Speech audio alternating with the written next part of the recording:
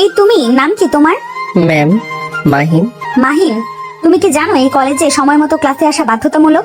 প্রতিদিনই তো লেট করো তুমি। দুঃখিত ম্যাম। আচ্ছা ঠিক আছে, এরকম যেন আর না হয়। রূপা বড়লোক ঘরের একমাত্র মেয়ে। বাবা বিশাল ব্যবসায়ী, মা গৃহিণী। তার মা বাবার স্বপ্ন ছিল সে একদিন টিচার হবে। রূপা সেই স্বপ্ন তাদের বাস্তবে রূপ দিয়েছে। ওর দুজন বন্ধু আছে, একজনের নাম রিমি, আরেকজনের নাম শিফা। অন্যদিকে গরিব ঘরের ছেলে হচ্ছে মাহিন। বাবা মা দুজনেই অসুস্থ, তাই ঘরে একমাত্র ছেলে হিসাবে তার সবকিছু দায়িত্ব। সে অনেক কঠোর পরিশ্রমী।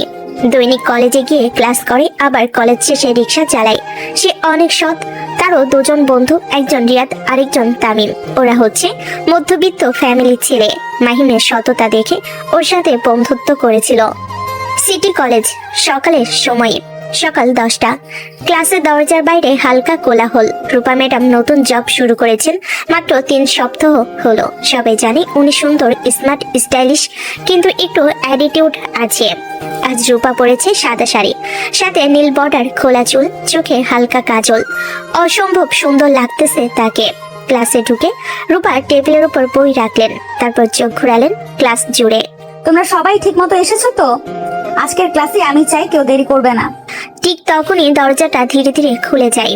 ঘামে ভেজা এক ছেলে ভেতরে ঢুকে, হাতে পুরোনো ব্যাগ, মুখে ক্লান্তির ছাপ। এই যে তুমি, থামো। ক্লাসে এইভাবে ঢোকা যায়? সময় দেখেছো? দুঃখিত ম্যাম, রাস্তা একটু। চুপ। তোমাদের প্রজন্মের কোনো শৃঙ্খলা নেই। আর এই জামাটার অবস্থা কি? এইভাবে কেউ কলেজে আসে? Ma'am sorry. দুঃখিত বললেই হবে না। তুমি যদি সময়, পোশাক, আচরণ এগুলো ঠিক না রাখো, তাহলে শিক্ষিত হওয়ার মানে কি? জি ম্যাম, আমি চেষ্টা করব। বসো। মাহিন যে ওর বন্ধুর কাছে বসলো। কিরে ভাই, তুই কি সারাদিন বাসের উপরে থাকিস নাকি? শালা একটু আগে আসবি না? আরে ভাই, কাজ শেষ করতে লেট হয়ে গেছে। এখানে আমার কি দোষ বল? আমি কি ইচ্ছে করে বিয়ে করতেছি নাকি? রূপা আবার বোর্ডে লেখাই মন দেয়, কিন্তু তার চোখে অল্প অস্বস্তি। মনে মনে ভাবেন, এমন ছেলেরা কেন পড়াশোনা করতে আসে বুঝি না। করলে সঠিকভাবে করবে, সময় মতো সবকিছু করবে। ক্লাস শেষ হওয়ার সময় রূপা খাতাগুলো গুছিয়ে নিচ্ছেন। ছেলেটা তখনও পেছনে চুপচাপ বসে আছে, হয়তো অন্যদের মতো তাড়াহুড়ো করে বেরিয়ে যেতে পারছে না। বিকালবেলা, ঢাকার নামি এক এলাকা ধানমন্ডি, 9 নম্বর রোড। চারপাশে দোতলা, 3তলা বাড়ি, লোহার গেট, ফুলে ভর্তি বারান্দা। এরই মধ্যে এক দোতলা বাড়ি, চকচকে নাম ফলকে লেখা রূপা ভিলা। ভিতরে ঢুকলেই বোঝা যায় এ বাড়িতে শৌখিনতা আছে। ড্রয়িং রুমে নরম সোফা, পাশে গ্লাস টেবিলের উপর রাখা দামি ফুলদানি, আর দেওয়ালে ঝুলছে একটা বড় ছবি রূপার, বিশ্ববিদ্যালয়ের কনভোকেশনে তোলা। রূপা তখন ডাইনিং টেবিলের পাশে দাঁড়িয়ে মোবাইল দেখছে, চুল খোলা, হালকা গোলাপি টপ, চোখে বিরক্তির ছাপ। রূপা, খেতে বসবি না? ঠান্ডা হয়ে যাচ্ছে খাবার। মা, একটু পরে আসছি, মাথা ব্যথা করছে। সারাদিন কলেজে গিয়ে এসেও মোবাইল না ছাড়লে ব্যথা করবে। কি এমন দেখছিস ওটাই? মা, একটু রিল্যাক্স করার সময় পাই না তাই। কলেজে ছাত্ররা এমন বিরক্ত করে, ওদের জ্বালায় কিছু পারি না। আবার কারোর সঙ্গে ঝামেলা করেছো নাকি? তোর এই গরম মেজাজ একটু কমাস। সবাই তো বলে আমাদের মেয়েটা সুন্দরী, বুদ্ধিমতী, কিন্তু রাগটা একটু বেশি। বাবা, এখনকার ছাত্ররা শৃঙ্খলা বোঝে না। আজকে একটা ছেলেকে ক্লাসে ধমক দিলাম, এমন জামা পরে আসে যেন বাজারের দোকান থেকে সরাসরি ক্লাসে ঢুকে পড়েছে। ওহো, তুই আবার কাকে কি বললি? ছেলেটা আবার মনে কষ্ট পেয়ে কিছু করে না তো? আমি সত্যি বলেছি মা, শিক্ষক মানে শুধু পাঠ্য বই শেখানো না, চরিত্র গড়তে হয়। যদি এখনই শিখতে না পারে, ভবিষ্যতে সমাজে জায়গা পাবে কিভাবে? আমাদের মেয়ে একদম নিজের মতো করে জীবন দেখে। তবে সাবধানে চলিস মা, আজকাল ছেলে মেয়েরা আলাদা রকমের। কখন কে কেমন রিয়াক্ট করবে বলা তো যায় না। জানি বাবা, কিন্তু আমি কাউকে অপমান করতে চাইনি, শুধু ঠিক করতে চেয়েছি। রূপা চুপচাপ পানির গ্লাস হাতে নেয়। ঠিক আছে, এখন খেয়ে ফেল। আর কাল বিকেলে রিমি আর শিপা আসবে, তাদের সঙ্গে একটু গল্প করিস। তোদের বন্ধুত্বের কথা শুনে সবাই বলে 3 পড়ি নাকি। হ্যাঁ, ওরা আমার রিলিফ। যতই চাপ থাকুক না কেন জীবনে, ওদের সঙ্গে কথা বললে সবকিছু দূর হয়ে যায়। কাল রাতে আমি এক জায়গায় ডিনারে যাব, তুই চলিস। এক নামি ব্যবসায়ী ছেলে আসবে, খুব ভালো পড়াশোনা করছে, তোকে একবার দেখা দিতে বলেছিল। বাবা, তুমি আবারই শুরু করলে? আমি এখনই এসব ভাবতে চাই না। আমার ক্যারিয়ার, ক্লাস সবকিছু শুরু মাত্র। আমি তো জোর করছি না, শুধু ভাবলাম ভালো একটা পরিবার হলে ক্ষতি কি। তুই তো একাই, আমাদের পরে তোর পাশে কেউ থাকুক এটাই চাই। তোর বাবার কথাটা খারাপ না, আমরা তোদের মতো বয়সে সংসার সামলাতাম। মা, সময় বদলেছে। আমি এখন নিজের পরিচয় তৈরি করতে চাই, কারণ নামের নিচে নয়। ঠিক আছে ঠিক আছে, রাগ করিস না। আমাদের মেয়ের মাথা যে নিজের মতো করে চলে এটা তো জানিস। রূপা মুচকি হেসে চলে গেল। সকালটা তখনও পুরোপুরি জাগেনি। শহরের এক কোণে পুরনো ইটের ঘরটাই ছাদের টিনের বৃষ্টির পুরনো দাগ, আর বাতাসে এক ধরনের গরম ঠান্ডা মিষ্টি ঘ্রাণ। ঘরটার নাম বড় করে বলে বাড়ি হয় না।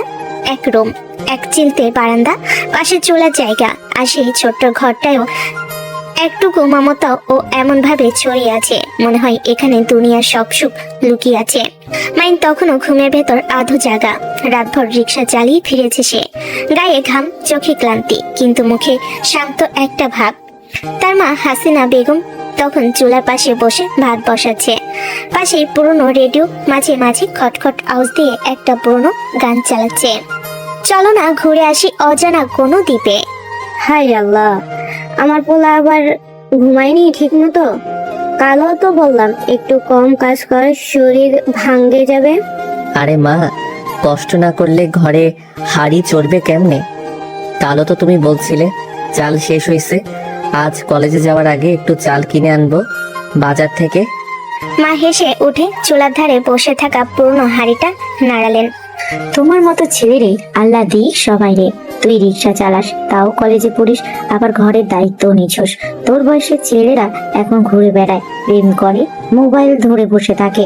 তুই শুধু আমারে আর তোর বাপরে নিয়েই ভাবিস। মাইন উঠে দাঁড়ালো। প্রেমের টাইম কই মা? প্রেম করলে তো 3 বেলা খাওয়া লাগবে, কফি খাওয়াতে হবে, গিফট দিতে হবে। আমার প্রেমে এ বাড়িতে। মা চুপ করে গেল, চোখে জল চিকচিক করছে, কিন্তু হাসি দিয়ে ঢেকে দিলেন। আহারে, আমার জীবন তোদের নিয়ে, তোরে মানুষ করব ইনশাআল্লাহ। একদিন তুই অফিসে কাজ করবি, নিজের একটা ঘর হবে। আমি ওই ঘরের চৌকাঠে বসে তোরে অফিসে যাইতে দেখব, এই স্বপ্নটাই দেখি। ইনশাল্লাহ আম্মু।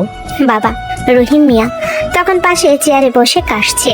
পুরনো একটা গামছা দিয়ে মুখ মুছে বলল, এই ছেলে, তোমার মা আবার কেঁদে ফেলবে। সকাল সকাল দুঃখের গল্প না করি, চলো। আজকে আবার কলেজ নাকি রিক্সা আগে? কলেজ আগে, তারপর দুপুরে রিক্সা, বিকেলেও হয়তো লাগবে।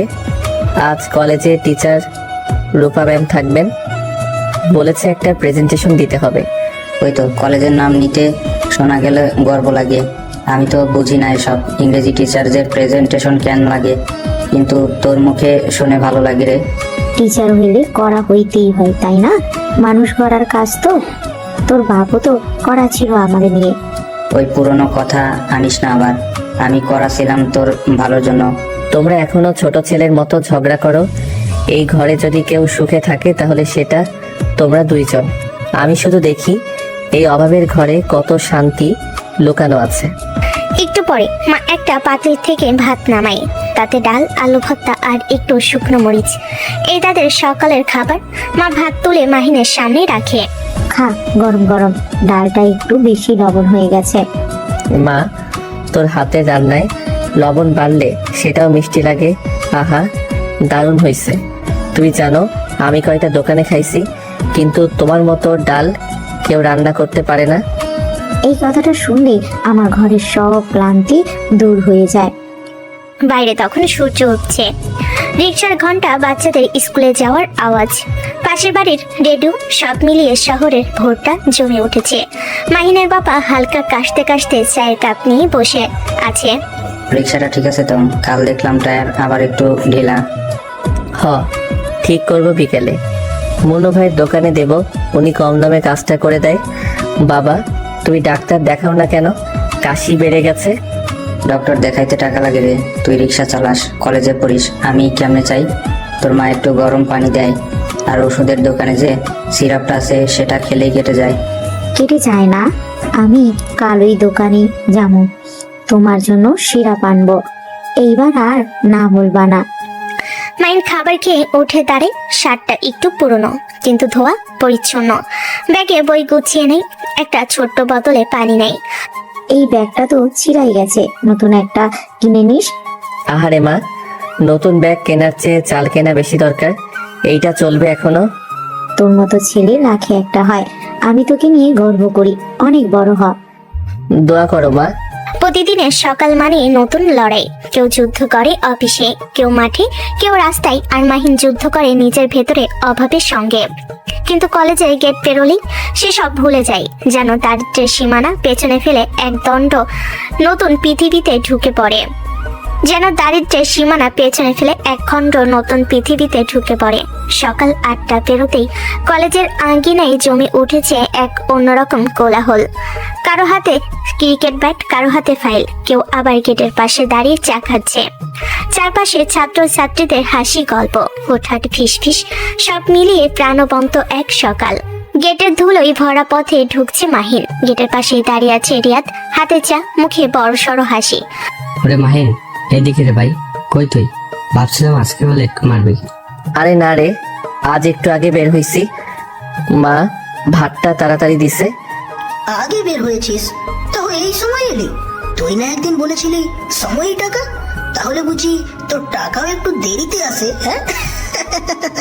নে ভাই চা খা, আজকে বিল আমি দিব। তোদেরটাই তো খাই ভাই, কোন দিন খাওয়াতে পারলাম না। আল্লাহ বানাইলো গরিব। এই কথাটা বাদ দে ভাই, গরিব বললে গালি মনে হয় এখন। তুই আমাদের টিমের সেরা খেলোয়াড়, তোরে ছাড়া খেলা জমে কেমনে? খেলা? আজ আবার কি খেলা?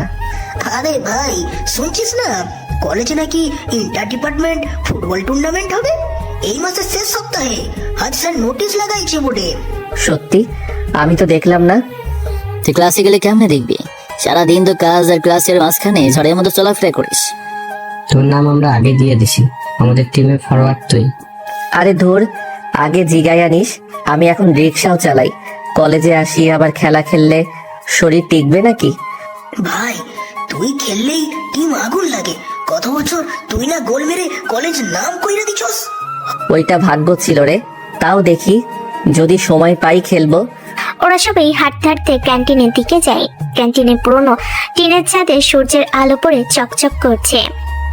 ভিতরে একপাশে পাউরুটি, সিঙ্গারা, ডিম ভাজি, আর কোণে একটা পুরনো ফ্যান ঘুরছে ক্লান্ত ভাবে। ভাই এখন সিরিয়াসলি প্ল্যান করি, কে কোন পজিশনে খেলবো। আমি গোলকিপার থাকবো, আমার হাতে আগুন বল ধরবো, তবে মিস করবো না। ও আগুন আছে ঠিকই, কিন্তু গতবার হাতেই বল ঢুকাইছিলি, মনে নেই? তুই বল ধরবি না, বল তোরে ধরবে। এখন দেখি ম্যাচে কি হারে, তুই যদি গোল না মারিস আমি তোরে পিঠিয়ে চড়ে ঘুরাইবো মাঠে। সবাই হেসে উঠল। কথাবার্তা, হাসি ঠাট্টার মাঝে ক্যান্টিনের মালিক হাসান চাচা এসে বলে, ওরে তোরা আজ টিফিন দিবি না নাকি? এক কাপ চাকা, তারপর খেলা করিস। পড়াশোনা কেউ করে না আজকাল। চাচা আজকে টাকা নেই, কাল দেবো। জানি, কাল মানে কখনোই না। চাচা আমার নামে লিখে রাখেন, কাল আমি দিব। তুই দিস না, দিলেও চলবে। তুই ভালো ছেলে রে মাহিন, তোরে আল্লাহ অনেক দিবে। ওরা আবার হাসতে শুরু করে, কিন্তু মাহিনের মুখে হালকা নরম ভাব আসে। সে জানে কাল মানে ওর কাছে সত্যি কাল। সে দেবে, দেরি হলেও দেবে। একটু পর কলেজের ঘন্টা বাজে। সবাই উঠে দাঁড়ায়। চল, আজ রূপা ম্যামের ক্লাস আছে, দেরি হলে কানে ময়লা পরিষ্কার করে দিবেন। রোমা ম্যাম আসলে সিঙ্গি চোখে আগুন ভাই, কোথায় বজ্রপাত, কিন্তু তবুও সবাই ক্লাসে যায়। সবাই হেসে ফেলে। ওরা চারজন হাঁটতে হাঁটতে ক্লাসের দিকে যায়। রাস্তায় ছেলেমেয়েরা হাসছে, কেউ বল ছুটছে, কেউ ক্লাস নোট নিচ্ছে। মাহিনের চোখ ধরা পড়ে কলেজের পুরনো গাছটা আর ছায়ে বসে। সে বহুদিন রিক্সা চালানোর পর একটু বিশ্রাম নিয়েছে। ওরা ক্লাসরুমে ঢোকার আগে ঘন্টা বাজে আবার, কিন্তু রূপা ম্যাম তখনও আসেননি। সবাই আসনে বসে পড়ে। ভাই আজকে যদি ম্যাম খুশি থাকেন আমরা খেলার জন্য ছুটি যাবো। আরে উনি খুশি হইলে বরফও আগুন হইব।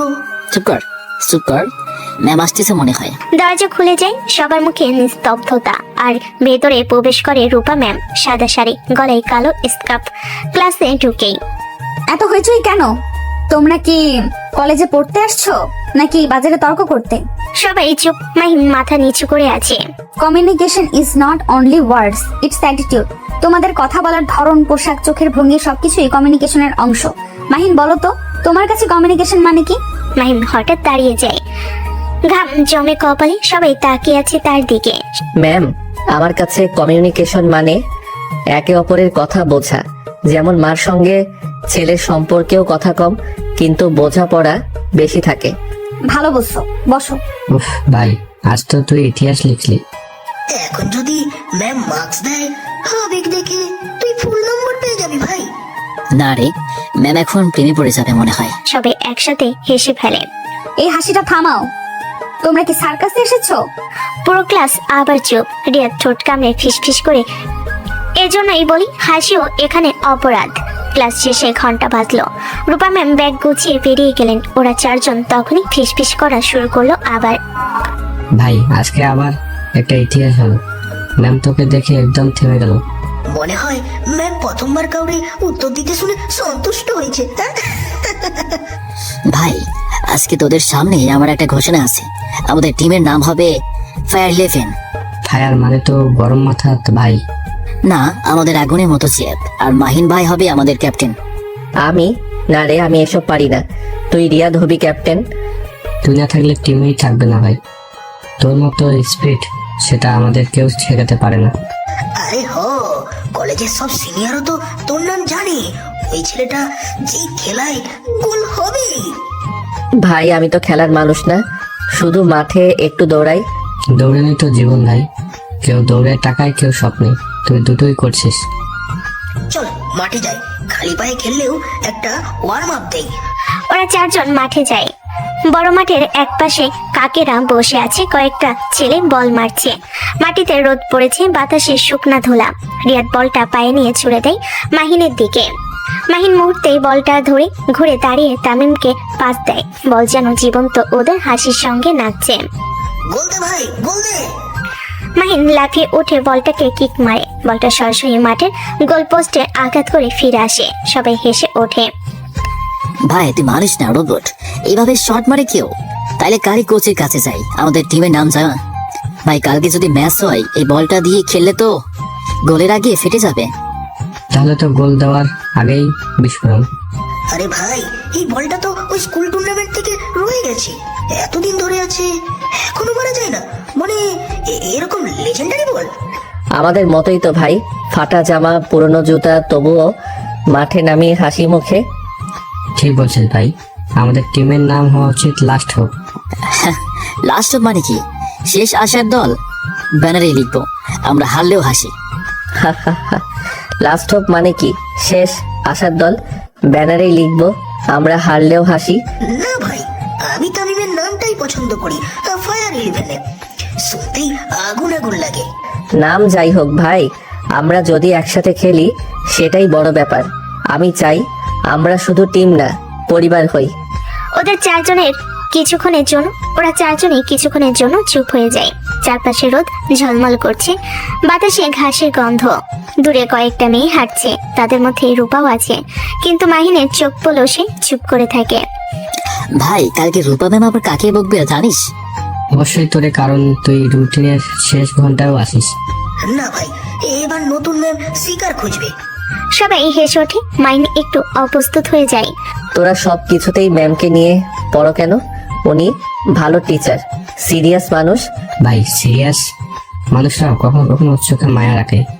আজকে তোকে জিজ্ঞেস করার পর ওনার চেহারায় কিছু একটা ছিল, বুঝলি? মানে আমাদের ভাইয়ের দিকে ম্যামের হৃদয় একটু নড়ে চড়ে বসেছে। আরে, রিক্সা চালি কথাটা জানলে কি আর এমন করে ডাকতাম। সবাই থেমে যায়। এই কথাটা হাওয়ায় কেমন যেন ভারী হয়ে ঝুলে থাকে। ওরা জানুক বা না জানুক, আমি লজ্জা পাই না। আমি খারাপ কিছু করি না, কাজ মানে কাজ।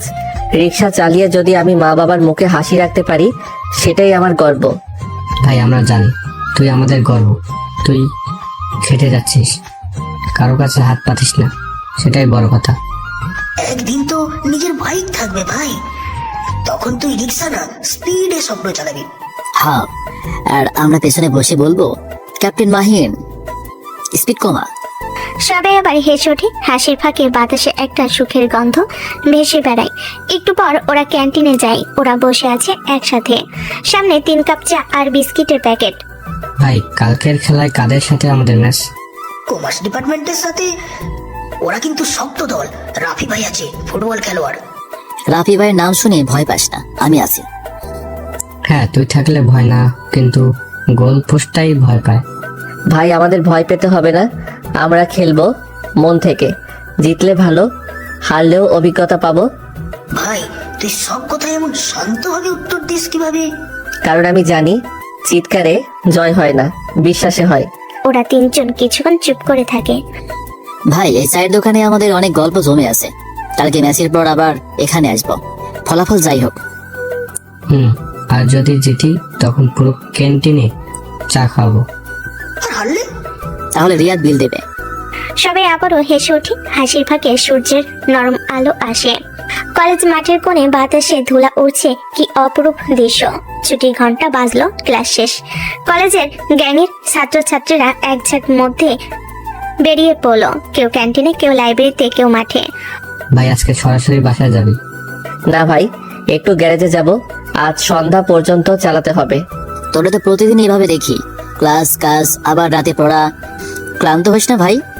ক্লান্তি আসে না ভাই, ক্লান্তই আসলে তো স্বপ্ন বন্ধ হয়ে যাবে। ঠিক বলেছিস ভাই, এগিয়ে যা তুই, মন থেকে দোয়া করি রে ভাই। ওরা তিনজন হেসে চলে যায়। মাহিন এক রাস্তা ধরে হাঁটে, তার মুখে হালকা হাসি। মাহিন গ্যারেজের দিকে আগাতে থাকে। একটা ছোট অন্ধকার গ্যারেজ, রিকশার আওয়াজ, তেলের গন্ধ আর ভাঙ্গা লাইটের নিচে লোকজন বসে চা খাচ্ছে। ওই মাহিন, আয় রে, আজ একটু তাড়াতাড়ি আইসস।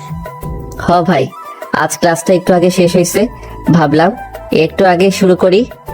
ঠিক আছে, এটা নে, তোর রিক্সা ঠিকঠাক আছে, গতকাল তেল দিয়ে রাখছি। প্যাডেলটা ঠিক আছে ভাই, একটু শক্ত লাগে। আহারে, চালালে ঠিক হয়ে যাইবে। আজকে টাউন ঘুরে একটু কাজ কর, সন্ধ্যার পরে ফেরত দিস। ঠিক আছে ভাই, ধন্যবাদ। মাইন তার আপন গতিতে চলতে শুরু করলো। কত মানুষের সাথে দেখা, কেউ সম্পূর্ণ টাকা দেয়, কেউ খুশি হয়ে বাড়িয়ে দেয়, কেউ বা ন্যায্য ভাড়াটুকু দেয় না। দুনিয়ার মানুষ এমনই, কেউ ভালো কেউ মন্দ। সূর্য তখন পশ্চিম আকাশে হেলে পড়েছে। গলির শেষে ছোট্ট টিনের ঘরে এক ছায়াময় নীরবতা। দূরে ভাঙ্গা রাস্তায় একটা রিক্সা ধীরে ধীরে চলে আসছে। রিক্সার হ্যান্ডেল ধরে থাকা ছেলেটার মুখে ঘাম, কপালে ধুলো। রিক্সাটা গ্যারেজের সামনে রেখে সে চেন খুলে ফেলে, হাত মুছে গলা দিয়ে পানি খায়। তারপর ব্যাগটা কাঁধে তুলে ধীরে ধীরে হাঁটতে হাঁটতে নিজের ঘরের দিকে যায়। আজ বেশ ক্লান্ত লাগতেছে। বাবা, এত দেরি করলি? মনটা কেমন কাঁপছিল সারাদিন। আজ একটু বেশি সময় লেগে গেল মা, রাস্তায় ট্রাফিক ছিল। তোর মুখটা দেখ, একদম শুকনা হয়ে গেছে। কিছু খাইছিস? না মা, সুযোগ পাইনি, দুপুরে পানি খেয়ে পার হয়েছি। মা তাতে একটা মাটির গ্লাসে পানি ঢেলে দেয়, সামনে বাড়িয়ে ধরে। এইটা খা, তারপর হাত মুখ ধুয়ে আয়, গরম ভাত রেডি আছে। দিন দিন তোর এই কাজের চাপটা বাড়তেছে, আর কত এমন করে চলবে? হ্যাঁ, যতদিন দরকার বাবা, তোমরা তো ভালো থাকো, সেটাই বড় কথা। ভালো থাকবো কি করে? তোকে দেখি দিন দিন কাহিল হইতেছিস, আর শুনলাম আজ কোনো এক লোক তোরে রাস্তায় মেরেছে, তাই না? মাহিন থেমে যায়। মা চমকে উঠে তাকায়। কি বলতেছেন? কে মারছে আমার ছেলেরে? গ্যারেজের মঈন বলছিল এক যাত্রী ভাড়া না দিয়ে বেয়াদবি করছে, মঈন বাধা দিতে হাত তুলছে। মাহিন একটু চুপ করে, তারপরে হেসে ফেলে যেন কিছুই হয়নি। আরে বাবা, এসব রোজকার ঘটনা, আমি কিছু বলিনি। রোজকার ঘটনা মানে কি? মানুষ এমন নিষ্ঠুর হয় কিভাবে রে বাবা?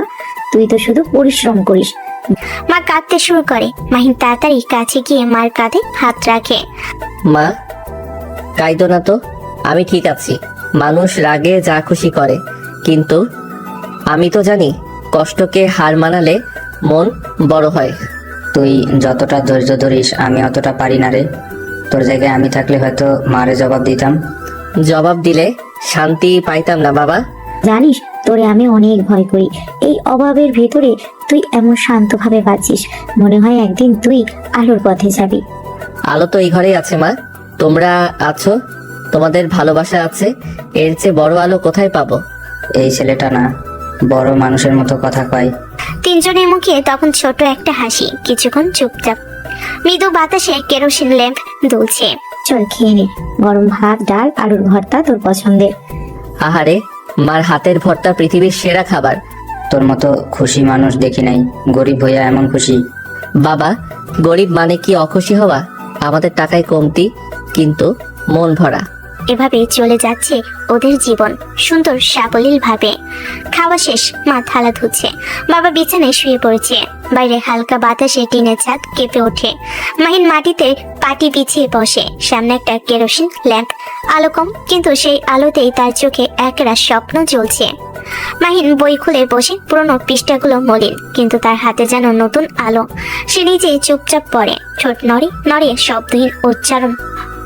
আগামী সপ্তাহে পরীক্ষা, ইংরেজি রচনাটা ভালো করে মুখস্থ করতে হবে। পাতা উল্টাতে উল্টাতে মাহিন পড়ছে, honesty is the best policy. আহা, এই কথাটাই তো আমার জীবন। বাইরে ঝিঝি পোকা ডাকছে, ঘরে মা ঢোকে একটা গামছা হাতে নিয়ে। এই পড়ছিস নাকি এখনো? চোখ তো ঝাপসা হয়ে যাবে বাবা, একটু বিশ্রাম নে। না মা, আর একটু পড়ি, পরীক্ষা সামনে। ভালো রেজাল্ট করলে হয়তো বৃত্তি পাবো, তারপর তোমাদের কষ্টটা কিছুটা কমবে। তুই শুধু আমাদের কথা ভাবিস, নিজের কথা কই ভাবিস না। আমি তো তোমাদের মাঝেই আছি মা, নিজের কিছু আলাদা নেই। মা চুপ করে ছেলের মাথায় গামছা রাখে, ঘাম মুছে দেয়। আল্লাহ তোকে অনেক বড় করুক বাবা। মা চলে গেলে মাহিন আবারও বই চোখ রাখে, তার চোখে আলোর প্রতিফলন, ঠোঁটে নরম হাসি। ধীরে ধীরে ল্যাম্পের আলো নিভে আসে। মাহিন চোখ ঘষে বই বন্ধ করে শুয়ে পড়ে। বাইরে চাঁদের আলো জানালা দিয়ে ঢোকে, যেন নিঃশব্দে আশীর্বাদ দিচ্ছে। সকালে আলতো আলো ফুটছে, মোরগ ডাকে, পাশের ঘরে হাঁড়িতে পানি ফুটছে, টিনের চালে টুপটাপ শিশির পড়ছে। মা এসে দরজার পাশে দাঁড়ায়, ছেলেকে দেখে। মাহিন উঠ বাবা, সকাল হয়ে গেছে, আজ কলেজে যাবি না? মাহিন আধো ঘুমে চোখ মেলে। উঠতেছি মা, 5 মিনিট দে। তোর এই 5 মিনিট মানে অর্ধ ঘন্টা। উঠ, না হলে আবার লেট হইবি। মা, তুই আমার অ্যালার্ম ঘড়ি। আর তুই আমার একমাত্র দুশ্চিন্তা। মা পানির গামলাতেই মাহিন মুখ ধোয়, ঠান্ডা পানি গায়ে লাগতেই একটু কুকড়ে ওঠে। আহ, কি ঠান্ডা পানি রে মা। গরম করতে পারি নাই বাবা, কয়লার চুলা নেভে নাই এখনো। ঠিক আছে মা, ঠান্ডা পানি ভালো, মনটা ফ্রেশ লাগে। এই রুটিটা নে, দুপুরে কলেজে খেয়ে নিস। তুমি কিছু খাওনি? আমি খেয়ে নিব পরে, তুই এখন চল। দোয়া করো মা। আল্লাহ তোকে হেফাজত করুক বাবা। কলেজের মাঠে ভোরের আলো ছড়িয়ে পড়েছে, চারিদিক হালকা কুয়াশা, মাঠে কচি ঘাসের শিশির। গেটে ঢুকছে মাহিন, ব্যাগ ঝুলানো, গায়ে পরিষ্কার হলো পুরনো জামা, চোখে আত্মবিশ্বাস, ঠোঁটে হাসি। দূর থেকে রিয়াদ হাত নেড়ে ডাকছে, এদিকে আয় ভাই। আরে মাহিন, আজ কিন্তু তুই বেশ স্মার্ট লাগতেছিস। কোনো প্রেমিকা আসতেছে নাকি? প্রেমিকা না বেটা, প্রেমিকা পাস কোন জায়গা দিয়া? তোমার চোখ গেছে তাই বন্ধু এমন লাগতেছে। আরে তাই নাকি ভাই? সবাই হেসে ওঠে, মাহিনও হেসে কাঁধে হাত রাখে তানজিলের। তোমরা বন্ধুরা না থাকলে আমি হয়তো হাসতেই পারতাম না। ওই রিক্সা চালানোর কাজের পরও তুই যেভাবে এনার্জেটিক থাকিস, আমাদের শেখা উচিত তোর থেকে। কাজ মানে কষ্ট না ভাই, কাজ মানে দায়িত্ব। আমি ওটা করেই খাই, তাই ওটাই আমার গর্ব। সবাই চুপ করে, মুহূর্তের জন্য নীরবতা নামে। তারপর তামিম পরিবেশ হালকা করতে বলে, আজ বিকেলে ফুটবল ম্যাচ আছে, তুই আসবি তো? গ্যারেজে কাজ থাকলে আসতে পারবো না ভাই, তবে শেষ হলে অবশ্যই মাঠে যাব। না, তুই না এলে টিমই হারবে। তুই গোল না খেলে খেলার মজাই নাই। দেখি রে, চেষ্টা করব। এখন মাহিন ক্লাস করছে, সামনে শিক্ষক ব্ল্যাকবোর্ডে সূত্র লিখছেন। সে মনোযোগ দিয়ে শুনছে আর খাতায় টুকে নিচ্ছে। পাশের বন্ধুরা মাঝে মাঝে চুপি চুপি হাসছে, কিন্তু বন্ধুদের কেউ কেউ তা খেতে চায়, কেউ গল্পে মেতে ওঠে। কিন্তু মাহিন চুপচাপ ব্যাগ কাঁধে নেয়, কলেজ গেটের পাশে দাঁড়িয়ে এক মুহূর্ত। মাহিনের মনে তখনও কাজের তাগিদ। একটা বৃদ্ধা মানুষ উঠছে, আর তার রিক্সায় কেউ বাজারে ব্যাগ দিচ্ছে, কেউ স্কুল থেকে নামছে। রিক্সার ঘন্টি বাজে, চাকার শব্দ যেন গান বাজে। সেই গান কেবল সে শোনে, ঘাম ঝরে, তবু তার মুখে একটা শান্তি, কারণ সে জানে এই কষ্টটাই তার স্বপ্নের সিঁড়ি। কাজ শেষে বাসে চলে আসে, বাসে খাওয়া দাওয়া করে বিকালে মাঠে যায়, কারণ আজকে খেলা। মাঠে বড় বড় ব্যানার টানানো, চারদিকে ছাত্রদের ভিড়, কেউ হুইসেল বাজাচ্ছে, কেউ ব্যানার নেড়ে চিৎকার করছে। বাতাসে উত্তেজনা টকবক করছে। ক্যামেরা ঢোকে মাঠের এক কোণে। এখানে 4 জন বন্ধু দাঁড়িয়ে, রিয়াদ, তামিম, তানজিল আর মাহিন। 4 জনের মুখে উচ্ছ্বাস, কিন্তু মাহিনের চোখে একটু লজ্জা। ওই ভাই মাহিন, আজকে কিন্তু হেরে গেলে তোরে আমরা বাসে ঢুকতে দেব না। একদম ঠিক কইছিস, আজকে কিন্তু খেলার দিন, কলেজের সুনাম। আমি তো জার্সিটা একদম ধুইয়া ইস্ত্রি কইরা আনছি, কিন্তু আমাদের টিমের ক্যাপ্টেন যদি দুর্বল হয়ে পড়ে তাহলে কিন্তু গোলের আশা নাই ভাই। আরে ভাই রে, তোরা এমন করতেছ কেন? আমি তো ভয় পাই না, তবে আজ রোদটা জঘন্য। রোদ না থাকলে মাঠ কেমন লাগে? সূর্যের আলো ছাড়া খেলা হয়? তোরে দেখে তো মনে হয় তুই সূর্যকেও হারাই দিবি। আরে ওরে দেখ, হাসতেছে। এখন ঠিক গোল না দিলে কিন্তু ওর হালুয়া বানাবো। গোল আমি দেব ভাই, চিন্তা করো না। তবে টিম ওয়ার্ক না থাকলে গোল হইব না।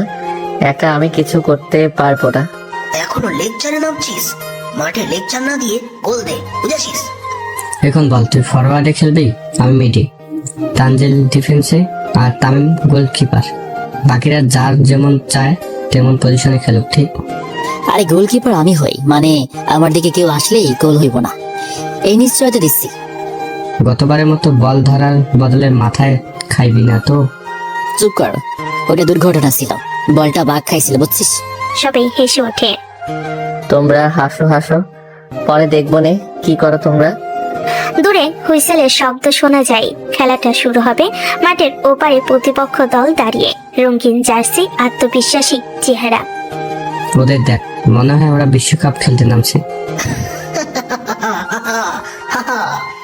মাঠের মাঝখানে দুই টিম দাঁড়ানো, হুইসেল বাজে, খেলা শুরু। রিয়াদ, বাঁচতে ভাই বাঁচতে, আমার সামনে জায়গা খালি। এক সেকেন্ডে, বল এখন আমার পায়ের নিচে, একটু ড্রিবল মারি। বেশি ড্রিবল না, নইলে বল হারাবি।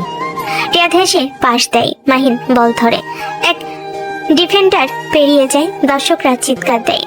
ওরে ভাই, দৌড় দে দৌড় দে। মাহিন বল নিয়ে এগোয়, কিন্তু হঠাৎ ডিফেন্ডার ব্লক করে ফেলে দেয়। ফাউল? রেফারি এটা স্পষ্ট ফাউল। রেফারি হুইসেল বাজিয়ে ফ্রি কিক দেয়। সবাই একসাথে চিৎকার করে ওঠে। মাহিন উঠে পড়ে, হাঁটু মুছে হাসে। কিছু না ভাই, আমি ঠিক আছি। এটা তো খেলারই অংশ। ভাই তুই কেমন মানুষ, সবাই রাগ করে আর তুই হেসে উঠে পড়িস। রাগ করলে মন ভার হয় ভাই, আমি খেলতে এসেছি, রাগ করতে না। খেলা এগোচ্ছে, সময় কমে আসছে। স্কোর 1-1, দর্শক উত্তেজিত। ভাই এই শেষ 5 মিনিটে যদি গোল না দেই তাহলে কিন্তু আমাদের নাম থাকবে ইতিহাসে ড্র টিম। এবার শুধু মাহিনের উপর ভরসা। ভাই, রক্ষণের দায়িত্ব আমি নিচ্ছি, কেউ ঢুকতে পারবে না। রিয়াদ বল পাস দেয়। মাহিন পায়ের নিচে নাই, সামনে 3 জন ডিফেন্ডার। দর্শকদের চিৎকার, মাঠে গর্জন। মাহিন প্রথম ডিফেন্ডারকে পাশ কাটিয়ে যায়, দ্বিতীয় ঘুরে পেরিয়ে যায়, তৃতীয় জন সামনে আসে। সে হঠাৎ বলটা হালকা করে লব করে, তারপর নিচে ছুটে গিয়ে বলটা আবার নেয়। ভাই শট দে, দে ভাই। মাহিন বলটা তুলে নেয়, এক ঝটকায় কিক করে দেয়। বল বাতাসে ঘুরে গোলপোস্টের দিকে ছুটে যায়। আর সেই মুহূর্তটাই যেন সময় থেমে যায়। বলটা বাতাসে উড়ে সূর্যের আলোয় চিকমিক করে, আর তারপর জালে গিয়ে লেগে থামে। গোল। মাঠ জুড়ে চিৎকার, গর্জন, হাততালি। মাহিন দাঁড়িয়ে নিঃশব্দে হাসছে। কেউ তার নাম ধরে ডাকছে, কেউ ছুটে এসে জড়িয়ে ধরছে। বন্ধুরা তাকে কাঁধে তুলে নেয়। তামিম চেঁচিয়ে বলে, আমরা জিতেছি ভাই। রিয়াদ আর তানজিল হাততালি দিচ্ছে। সূর্য তখন ধীরে ধীরে ডুবে যাচ্ছে মাঠের পেছনে। ঘামের গন্ধ, ধুলোয় ধোয়া আর সেই হাসির শব্দে ভরে গেছে চারপাশ। খেলা শেষে সবাই বাড়ি চলে যায়। পরের দিন সবাই আবার ক্লাসে আসে। ভাই ভাবতে পারছিস, আমরা আসলে ফাইনালে চলে গেছি। এই কলেজের ইতিহাসে এবারও আমাদের ডিপার্টমেন্ট ফাইনালে যায়নি। ভাই আমি এখনো বিশ্বাস করতে পারতেছি না, গতকাল তো মাঠে আমরা আগুন লাগিয়ে দিছি। আগুন লাগাইছিস ঠিকই, কিন্তু বল ধরার জন্য যে তুই হোঁচট খাইছিলি, সেই দৃশ্যটা এখন আমার চোখে ভাসে ভাই। ওইটা ছিল নাটকের স্লাইড, বুঝছিস? ওইটা দর্শক টানছিল। হ্যাঁ রে, ওর ওই স্লাইডে আমার হৃৎপিণ্ড বন্ধ হয়ে যাচ্ছিল, মনে হয়েছিল বল গোল পোস্টে ঢুকবে। কিন্তু শেষে কি হইল? মাহিন ভাইয়ের কিক একদম সিনেমার মতো, বল জালে লাগেই সবাই দাঁড়িয়ে চিৎকার করছিল, মাহিন মাহিন। ভাই ওই মুহূর্তটা আমি কোনোদিনও ভুলবো না রে। ওইটা শুধু গোল না, ওইটা আমাদের একটা পরিশ্রমের ফল ভাই। একদম ভাই, আমরা শুরুতে সবাই হাসতো, বলতো এই ছেলেরা খেলে কি। এখন তারা মাঠে এসে বসে আমাদের দেখতেছে। ওদের মুখ বন্ধ করে দিয়েছি ভাই। মাহিন তুই জানিস, তোর ওই গোলটা না দিলে আজ আমরা এখানে বসে গল্প করতাম না। আমি একা কিছু না ভাই, তোরা না থাকলে গোলও হতো না। রিয়াদের পাস না থাকলে বল পেতাম না, তানজিল না থাকলে ডিফেন্স ভাঙতাম না, তামিম না থাকলে গোল বাঁচতো না। আরে থাম থাম, এখন লজ্জা দিস না। তুই আমাদের নেতা ভাই, এই মাঠে সবাই তোরে ক্যাপ্টেন বলে। হ্যাঁ ভাই, এখন থেকে তুই আমাদের ক্যাপ্টেন মাহিন। ভাই জানিস, আমি রাতে ঘুমাইতে পারিনি, বারবার মাথায় ঘুরছিল আমরা ফাইনালে। আমিও ভাই ভাবছিলাম এই খেলাটা যদি আমরা জিতি তাহলে পুরো কলেজে আমাদের নাম থাকবে। শুধু কলেজে না ভাই, তখন আমি ফেসবুকে স্টোরি দিব আমরা চ্যাম্পিয়ন। ফেসবুকের আগে প্রথমে জিততে হবে ভাই। ফাইনালের টিম কিন্তু আগের বারের চ্যাম্পিয়ন, ওরা একদম প্রো লেভেল খেলোয়াড়। আমি জানি, ওদের খেলা আমি দেখেছি, ওরা শক্তিশালী, কিন্তু ভয় পাবো না। ঠিকই কইছস ভাই, ভয় না পাওয়াই আসল শক্তি। কিন্তু ভাই আমি একটু চিন্তায় আছি, আমাদের বুক ফাটা জার্সি ছিঁড়ে গেছে। মাঝে হালকা বিরতি, গাছের ছায়া লম্বা হয়েছে। মাহিন ব্যাগ থেকে পানি বের করে খায়। ভাই তুই কাল রিক্সা চালাতে গেছিলি, খেলার পর তোর শরীর ব্যথা ছিল না? গেছি ভাই, কষ্ট তো আছেই, কিন্তু ঘরে বসে থাকলে মা চিন্তা করে, একটু চালাইছি তারপর চলে আসছি। তোরে দেখে ভাই মনে হয় মানুষ চাইলেই কত বড় হতে পারে। কষ্টে থেকেও তুই হাসিস, অন্যের ভালো চিন্তা করিস। সত্যি ভাই, তুই আমাদের অনুপ্রেরণা। আরে ছাইরা দে ভাই, এসব বড় কথা বলিস না। আমি শুধু আমার কাজটা করি, আর কাজ করতে ভালো লাগে। এমন নিয়ে তুই মাঠে জিতিস ভাই, ফাইনালে দেখবি আমরা সবাই আগুন হব।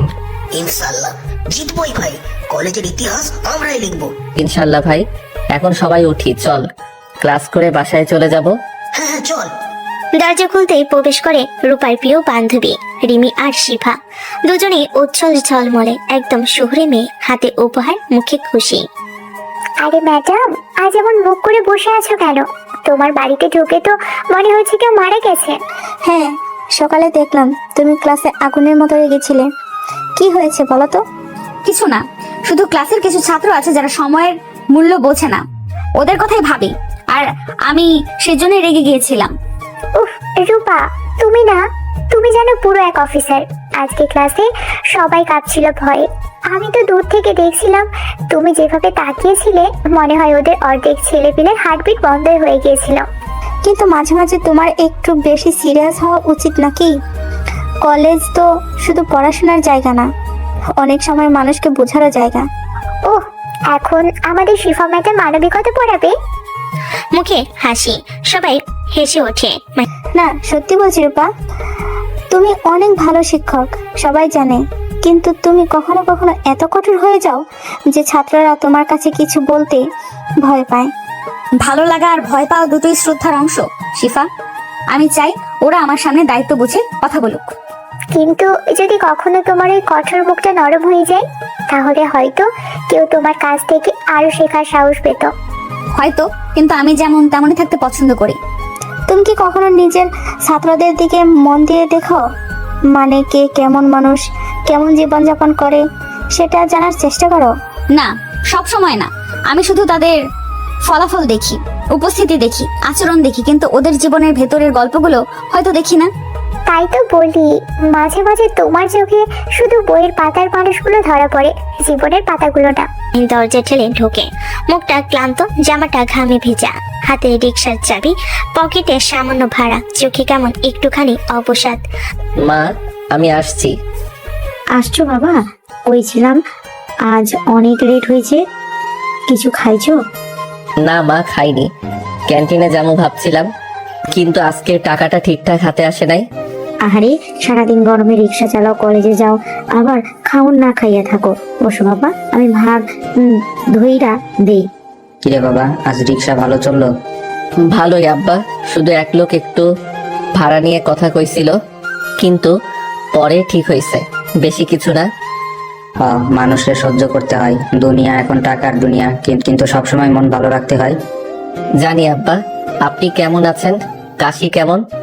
একই আছে বাবা, কাশলে মনে হয় বুক ফুল্লা যাইব, কিন্তু এখন ঠিক আছি। তোর মা সকালে থেকে লবণ গরম পানি কইরা দিছে, সেটাই গড়গড়া দিছি, একটু আরাম পাইছি। এইটারে তুই আরাম কর, 3 দিন ধরে কাশি থামতেছে না, তারপরও কাজ করতে চাও। আমি কইলাম না রেস্ট নাও? তাই কলেজ মাঠটা যেন আজ উৎসবে মাঠ, চারিদিকে ব্যানার, ফাইনাল ম্যাচ, ক্লাস 12ই সায়েন্স বনাম আর্টস বিভাগ। মাঠের পাশে দোকান বসেছে, কেউ ভাজা বাদাম বিক্রি করছে, কেউ ঠান্ডা লাচ্ছি। ছাত্ররা উল্লাসে মতোয়ারা। গ্যালারিতে মেয়েরাও বসেছে, তাদের মধ্যে রূপা, রিমি আর শিফা তিনজনে উপস্থিত, যেন আলাদা আলো ফেলে দিয়েছে চারপাশে। এই ভাই, আজকে যদি হেরে যাই আমি কলেজে মুখ দেখাবো না। হারবো কেন? আমাদের দলে মাহিন আছে রে, এক গোল দিলেই পুরো গ্যালারি ফাটবে। তবে ভাই চাপ অনেক, আজকে তো ম্যাডাম রূপাও আসছে নাকি? তুই দেখি খবর রাখোস ভালো। রূপা ম্যাডাম আসছে মানে এখন মাহিনের সামনে একটু বাড়তি দর্শক চাপ। চুপ কর পাগল, ওর নাম নে না সামনে। তোমরা আবার কি ষড়যন্ত্র করতেছো? কিছু না ভাই, রূপা ম্যাডাম আসছে এই খবর দিয়েছি। ও আচ্ছা, থাক ম্যাডাম দেখুক খেলা, আমাদের কাজ মাঠে ভালো খেলা। এই হচ্ছে আমাদের ক্যাপ্টেন, একটু টেনশন করে না ভাই। মাইকে বলতেছে ভদ্রমহিলা ও ভদ্রলোকগণ, আজকের দিনটা আমাদের কলেজের জন্য এক বিশেষ দিন। ফাইনাল ম্যাচ শুরু হতে যাচ্ছে কিছুক্ষণের মধ্যে। দুই দলই প্রস্তুত, সায়েন্স বনাম আর্টস। সবাই হাততালি দিল, পুরো মাঠ হাততালি ঝড়। ছাত্ররা চেঁচাচ্ছে, ঢাক বাজছে, পতাকা উড়ছে, রেফারির হুইসেল বাজলো, মাঠে একসাথে দৌড় শুরু হলো। বলটা ছুটে গেল ঘাসের উপর দিয়ে, ধুলোয় মেঘ উড়ে উঠলো পায়ের তলে। মুহূর্তের মধ্যে সায়েন্স আর আর্টস দলের সংঘর্ষ শুরু। এক একটা ট্যাকল যেন বজ্রপাতের মতো, এক একটা পাত যেন তলোয়ারের মতো ধারালো। মাঠে শব্দের বুটের আওয়াজ, বলের ধাক্কা, দর্শকদের গর্জন, সব একসাথে মিলেমিশে যেন এক রণক্ষেত্র। মাহিন তখন মাঠের মাঝ বরাবর দৌড়াচ্ছে, তার চোখে কোনো ভয় নেই, শুধু এক অদ্ভুত স্থিরতা। মাটিতে রোদ পড়েছে, ঘামের ফোঁটা চোখে ঢুকছে, তবু সে দৌড় থামাচ্ছে না। তার শরীরে ক্লান্তি নেই, যেন পুরো কলেজের আশা তার পায়ে নিচে বাধা। প্রথমার্ধে কোনো দলই গোল পেল না, প্রতিপক্ষ শক্ত, তাদের ডিফেন্স অটল, পাশগুলো নিখুঁত। মাইন থামছে না, প্রতিটা আক্রমণ, প্রতিটা ট্যাকল, প্রতিটা শট সে নিজের জীবনের মতো লড়ে যাচ্ছে। এ যেন খেলা শুধু ট্রফির জন্য না, বরং নিজের অস্তিত্বের লড়াই। গ্যালারিতে তখন সূর্য নেমে যাচ্ছে ধীরে ধীরে, মেয়েরা স্কার্ফ দিয়ে মুখ মুছছে, ছেলেরা গলা ফাটিয়ে চেঁচাচ্ছে। মাইকে ঘোষণা আসছে, স্কোর এখনো 0-0। ম্যাচের দ্বিতীয়ার্ধ শুরু হতে যাচ্ছে। দ্বিতীয়ার্ধ শুরু হতেই খেলার আগুন লেগে গেল। প্রতিপক্ষের আক্রমণ এখন আগের চেয়ে তীব্র, একের পর এক শট, গোলপোস্টের পাশে বল গিয়ে বেরিয়ে যাচ্ছে। সায়েন্সের ডিফেন্স ভেঙে পড়ার উপক্রম, কিন্তু তখনই এক কোণে বলটা মাহিনের পায়ে আসে। মুহূর্তের মধ্যেই মাঠ নিস্তব্ধ, সবাই তাকিয়ে আছে। সে নিজের দলের হাফ থেকে বল নিয়ে দৌড় শুরু করে। পেছনে দুজন ডিফেন্ডার, সামনে একজন মিডফিল্ডার ছুটে আসছে। বলটাকে বাম দিকে ঠেলে এক ডিফেন্ডারকে পাশ কাটায়। দ্বিতীয়জন সামনে এলো, সে এক মুহূর্তে ডান দিকে ঘুরে আবার বল ফিরিয়ে বাম দিকে। পুরো গ্যালারি গর্জন উঠল, মাহিন মাহিন। রূপা বসে আছে গ্যালারির এক কোণে, তার চোখে সেই মুহূর্তের এক অজানা বিস্ময়। সে যেন প্রথমবার দেখছে গরিব ছেলেটা যাকে সে একদিন অপমান করেছিল, আজ মাঠে এক যোদ্ধা হয়ে দাঁড়িয়ে আছে। তার প্রতিটা দৌড় যেন আগুনের রেখা আঁকছে ঘাসের উপর। মাহিন এখন পেনাল্টি বক্সের কাছে, গোলকিপার দাঁড়িয়ে আছে প্রস্তুত, ডিফেন্ডাররা ছুটছে পেছন থেকে। সে বলটাকে থামে, হঠাৎ এক শট নিল, বলটা উড়ে গেল বাতাসে সোজা গোলপোস্টের ডান দিকের কোণে। এক মুহূর্তে নীরবতা, তারপর পুরো মাঠ বিস্ফোরিত হয়ে গেল। গোল! গ্যালারিতে সবাই লাফিয়ে উঠল, পতাকা উঠছে, ছাত্ররা একে অপরকে জড়িয়ে ধরছে, কেউ চিৎকার করছে, কেউ কাঁদছে আনন্দে। রিয়াদ, তামিম, তানজিল ছুটে এসে মাহিনকে জড়িয়ে ধরল। মাঠ যেন উল্লাসে কাঁপছে।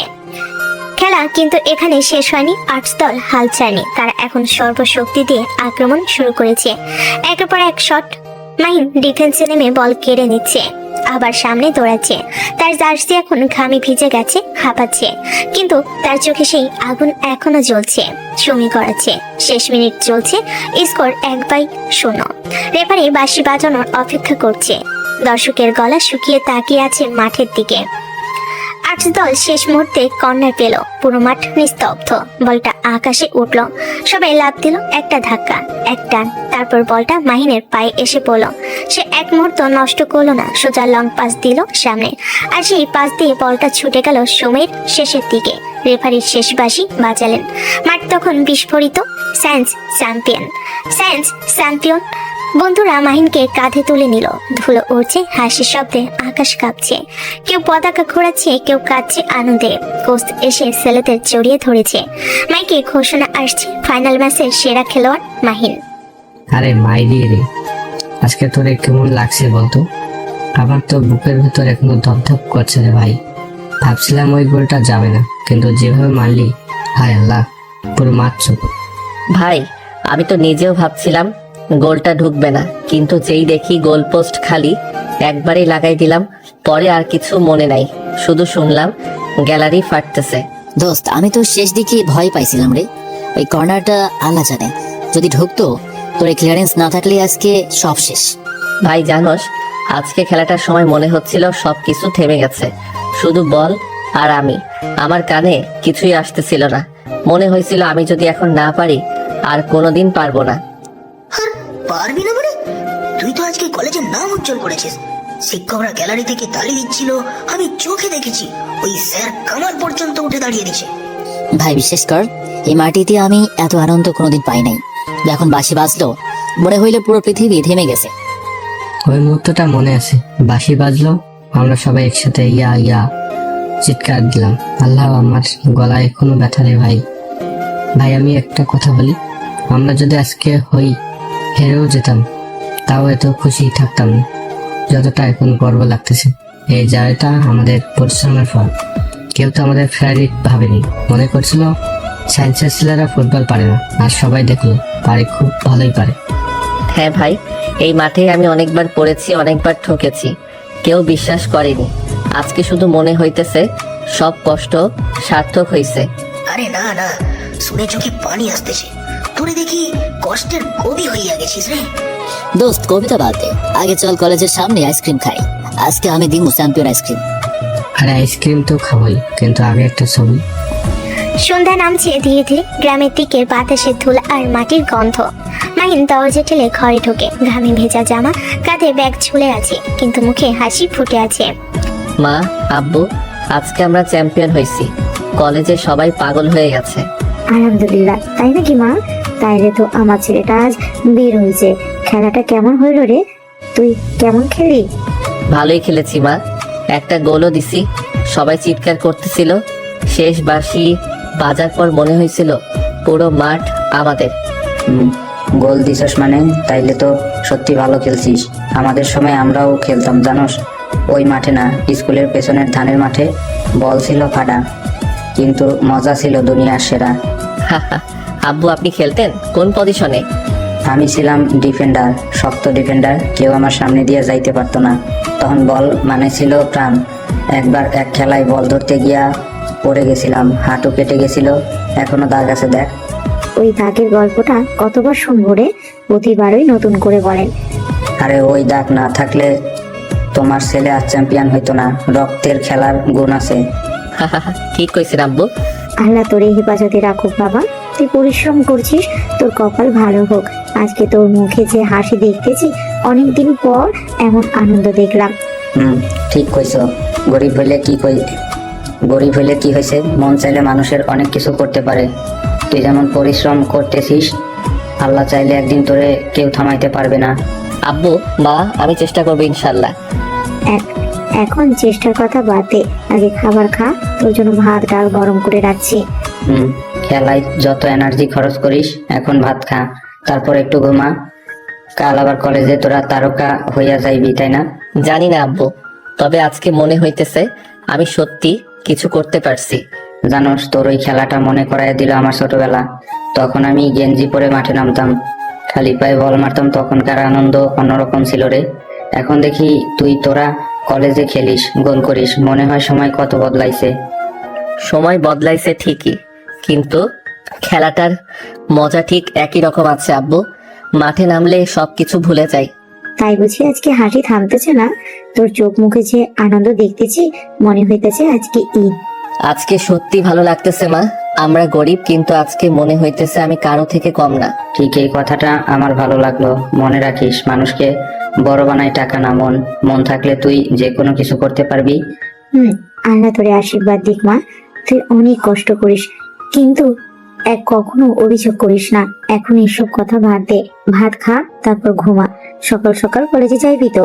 যাবো মা, অবশ্যই যাব। কাল তো সবাই খেলার কথা বলবে, আমি চাই না দেরি হোক। আর লেট কইরা যাস না, বুঝছিস? আহারে, রিক্সা টানিস, খেলা খেলিস, পড়াশোনা করিস, সব একসাথে। তুই যে কেমন করে সব সামলাস আল্লাহ জানে। মা, কখনো কষ্ট হয়, কিন্তু তোমার মুখের দিকে তাকালেই মনে হয় সব ঠিক হয়ে যাবে। আহারে, তোর মতো ছেলের মা হইয়া গর্ব লাগে আমার। অন্যদিকে রূপা ওরা তিনজন ফুচকা খেয়ে বের হয়েছে। ফুচকা খেয়ে ওরা মার্কেটের দিকে রওনা শুরু করেছে। এই রূপা, ওই যে সামনের দোকানে গোলাপি শাড়ি দেখছিস, একদম তোর জন্য বানানো। এই গরমে শাড়ি পরবো আমি? দূর, শাড়ি পরলেই লাগে যেন বুড়ি হয়ে গেছি। বুড়ি তুই হবি না, কিন্তু এই কথাটা শুনে শাড়িও রেগে গেছে এখন। তোর কেমন জানিস, তুই এমন করে বলবি, তারপর ওই শাড়ি কিনে ফেলবি। দেখ রিমি, আমি কিছু কিনি মানে সেটা ট্রেন্ড হয়, তাই ভাবলাম চিন্তা করে কিনতে হয়, বুঝলি? আহা, তুই এখন ট্রেন্ড সেটার। তুই সবকিছুতে পারফেকশন খুঁজিস রে রূপা। জীবনে যদি সবাই তো পারফেক্ট হতো। আমার কাছে যতটুকু পারি সুন্দর করে রাখা মানেই সুখ। আমি কষ্ট, গরিবি, আগোছালো জিনিস পছন্দ করি না। তোর এই একটা কথাই কেমন জানি লাগে রে। কষ্টকেও এক ধরনের সৌন্দর্য আছে, তুই দেখিস না। আমি কষ্টের দিকে তাকাতে চাই না শিফা, ওটা আমার জগৎ না। দরজায় দাঁড়িয়ে আছে মাহিন। বুকের ভেতর নিঃশ্বাস ওঠানামা করছে, ঘাম ঝরছে কপাল বেয়ে। হাতে পুরনো ব্যাগ, জামার কলার একটু ভাঁজ পড়ে গেছে, মুখে কষ্টের সাপ, কিন্তু চোখে লজ্জার দাগ। সরি ম্যাম, আজ সকালে প্রতিদিন এই একই ব্যাপার। তুমি কি ভাবো কলেজটা তোমার বাড়ির উঠান নাকি যখন ইচ্ছা তখন আসবা? ভাই এবার তো শেষ, আজকে আর ওকে বাঁচাতে পারবো না। থাম, কিছু বলবি না, দেখ। রূপার গলার স্বর তীক্ষ্ণ হতে থাকলো। পুরো ক্লাসের সামনে যেন বজ্রপাত নামলো। আমি জানি না তোমার মাথায় কি ঘুরে। তুমি কি ছাত্র নাকি কলেজে শুধু হাজিরা দিতে আসো? তোমার জামা কাপড়ের অবস্থা দেখেছো? এভাবে ক্লাসে আসা যায়? দুঃখিত ম্যাম, আসলে সকালে একটু থামো, প্রতিদিনই তুমি কোনো না কোনো অজুহাত দাও। একদিন ট্রাফিক, একদিন বৃষ্টি, একদিন কাজ। তুমি কি বোঝো না শিক্ষার্থী মানে শুধু বই পড়া না, নিজের সম্মানও বজায় রাখতে হয়। এমন ছেলেদের জন্যই আজকাল ক্লাসের মান নিচে নামছে। পুরো ক্লাস নীরব, কারো চোখে সাহস নেই তাকানোর। মাহিনের চোখে শুধু অসহায়তা। সে জানে এসব কথার জবাব দিলে আরো বড় ঝামেলা হবে, তাই চুপ করে দাঁড়িয়ে থাকে। তোমার জামাটার দিকে তাকাও তো একবার। এই কাপড় পরে কেউ ক্লাসে আসে? তোমার মধ্যে এক ফোঁটা শালীনতা নেই। কোন মানসিকতা নিয়ে এখানে পড়তে আসো? ম্যাম, আমি চেষ্টা করি, কিন্তু কিছু কারণে। চেষ্টা? তোমার চেষ্টা মানে কি? নিজেকে ছাত্র বলে দাবি করো, অথচ আচরণ এমন যেন কলেজে মজা করতে এসেছো। ভাই এখন থামুক, মানুষটা দাঁড়াইতে পারতেছে না। চুপ কর, কিছু বলবি না। এখন কেউ কিছু বললে বিপদ আর বাড়বে। রূপার মুখে রাগ যেন ক্রমশ জমে বরফের মতো শক্ত হয়ে গেল। সে এক মুহূর্ত থামলো, তারপর ধীরে ধীরে এগিয়ে গেল মাহিনের দিকে। পুরো ক্লাস তাকিয়ে আছে, নিঃশ্বাসও যেন কেউ নিচ্ছে না। তুমি জানো তোমার মতো ছাত্রদের জন্যই শিক্ষকরা নিজের কাজ করতে গিয়ে অপমানিত হয়। আমি এত পরিশ্রম করি, কিন্তু তোমাদের মধ্যে এক ফোঁটা দায়িত্ববোধ নেই। তুমি বেরিয়ে যাও ক্লাস থেকে। ম্যাম, আমি সত্যি দুঃখিত, প্লিজ আর এমন হবে না। আমি বলেছি বেরিয়ে যাও। মাইন তখন ধীরে ধীরে ব্যাগটা তুলে নিল। তার মুখে কোনো কথা নেই, শুধু চোখে একরাশ লজ্জা আর কষ্ট। সে ঘুরে দরজার দিকে এগিয়ে যাচ্ছিল, ঠিক তখনই দাঁড়াও। পুরো ক্লাস আবার চমকে উঠলো। রূপা এক ঝটকায় মাহিনের সামনে এসে দাঁড়ালো। তুমি ভাবো আমি মজা করছি? তুমি জানো না এইরকম আচরণ আমি কখনো সহ্য করব না। পুরো ক্লাস একটা আওয়াজে ছড়িয়ে পড়লো। রূপার হাতের আঘাতে মাহিনের গাল লাল হয়ে গেল।